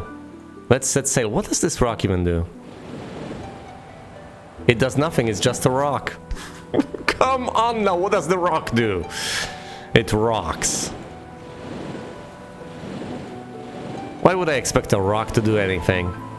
After all, presumably, my cursor should light up if I were to go over anything interactive, so to speak. Let's end the turn. I can absolutely spell enough time to be able to recruit all the black dragons, I think. There's nothing wrong with that. I've actually ran out of sulfur again. Dear oh dear.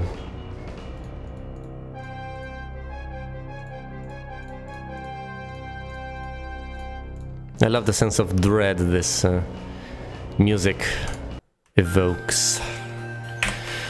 Let's see, Astra moves over here, then there's Ruby. Is that Ruby? Yes, that's Ruby, you can tell by the ruby on her head. And you can tell Astra is Astra, because she's got those star-shaped earrings. Yeah, that's how I tell them apart. By jewelry. It's amazing.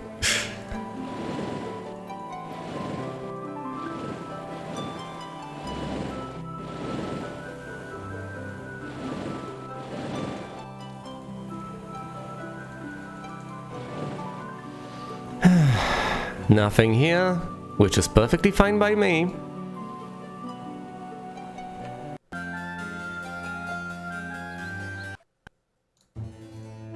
I can't get the trolls because I don't have them. Fine. Ariel. Yes, that's Ariel. Fine, Ariel. In that case, just stay over here. Oh no! A threat! Well, I'd better stay in my castle then. I say my castle, and technically it is my castle. As far as I'm concerned, that's my castle.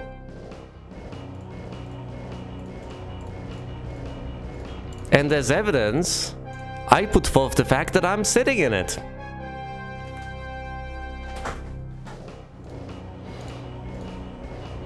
After all, if you have something, what more evidence could there need to be for you to demonstrate that you own it? Well, perhaps if someone can take it away from you, you don't exactly own it, but I think I'm strong enough to defend it, so it's mine.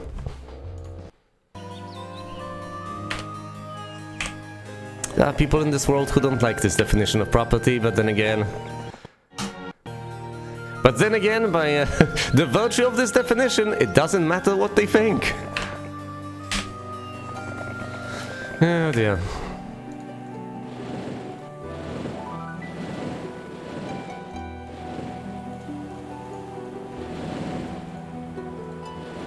You know, it would be a lot more practical for me to just sail around this island, but no, I'm going to reveal every single tile. I don't know what got into me.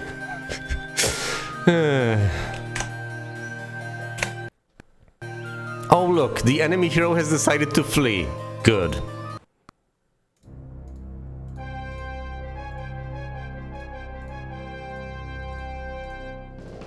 And one more black dragon. 3 remain. Give me some more sulfur. 2 black dragons remain. I don't have enough gold again.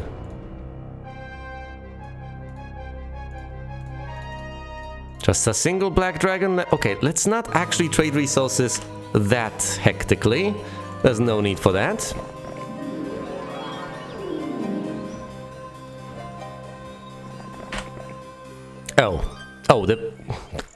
Great! I cut her off. This is a narrow passage. This is the only narrow point of... Well, sorry, no, there are 2 narrow points over here. Now Ruby can't pass, but that's okay. That's okay, she wasn't in too much of a hurry anyway. Brilliant.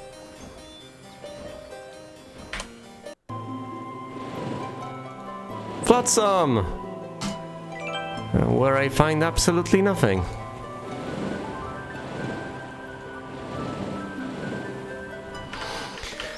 Alright, that'll be it. The enemy hero decides to move a smidgen further to the west, but is overall intimidated by the might of Troyan. Alright, I've got 23 black dragons. But I could wait for that delivery of 6 additional phoenixes via the stone lifts. I think I'm overdoing it here. I think I'm pushing it.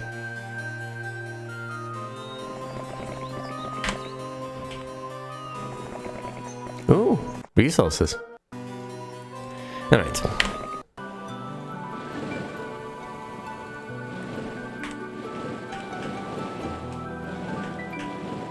After spending hours trying to fish out the chest, you open it only to find it empty. This is annoying.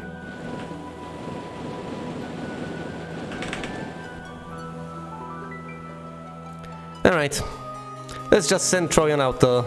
See what she can do. Hello. Look at this. I don't know what this guy has that... For all I know, he's got Elemental Storm or Armageddon or something. I don't think it really matters. Oh. He doesn't even have the stats, he's got nothing.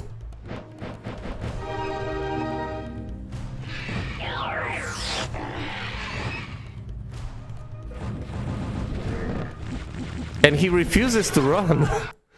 Pathetic. Alright, he's gone. What else do we have here? Oh, look, it's Celia. With a couple of hydras. How cute.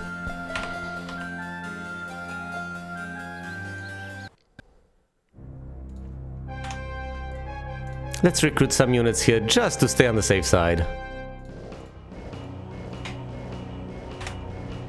Some low-tier units.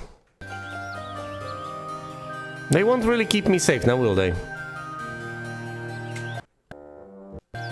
Oh, another necromancer. Well, surely this one is more potent. No. A pack of hydra. Come on now. Oh, look, and there's the castle. That's probably the final castle left. Well, yes, indeed. Hello there, Ricardo. The sea is filled with disappointment. You just keep fishing things out of there and find nothing. Or maybe you just find nothing of use. Maybe there's some garbage in there that we're just not told about explicitly. Let's get rid of those silly hydras. I might lose some phoenixes, oh no.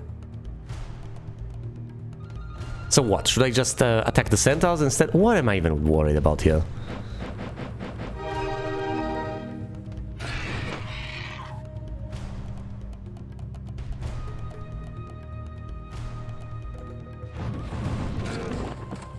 I presumably should have just attacked the hydras with the... No, there's not enough space to attack the hydras with the dragons. How unfortunate. But I've cut the numbers down significantly. I still have 3 phoenixes. It's nice to have you here. I guess I should publicize this stream a little bit more. Oh no. Low morale strikes again. Well, not again. So this is probably the first time low morale has actually struck for me. Let's get rid of the zombies.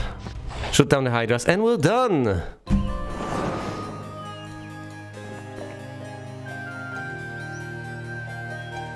There's next to nothing in the castle of Hillstone, and I think that's the final castle on the entire map. And even if it isn't, I don't think we'll have a rough time actually getting through everything that remains. Yeah, this is basically done. I've sealed the deal last time. Even though I struggled a bit, but the lightning rod has absolutely served its purpose. It's been wonderful. Just extraordinary.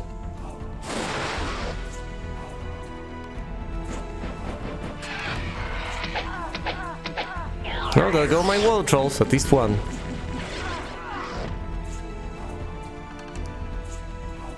What do I even slay?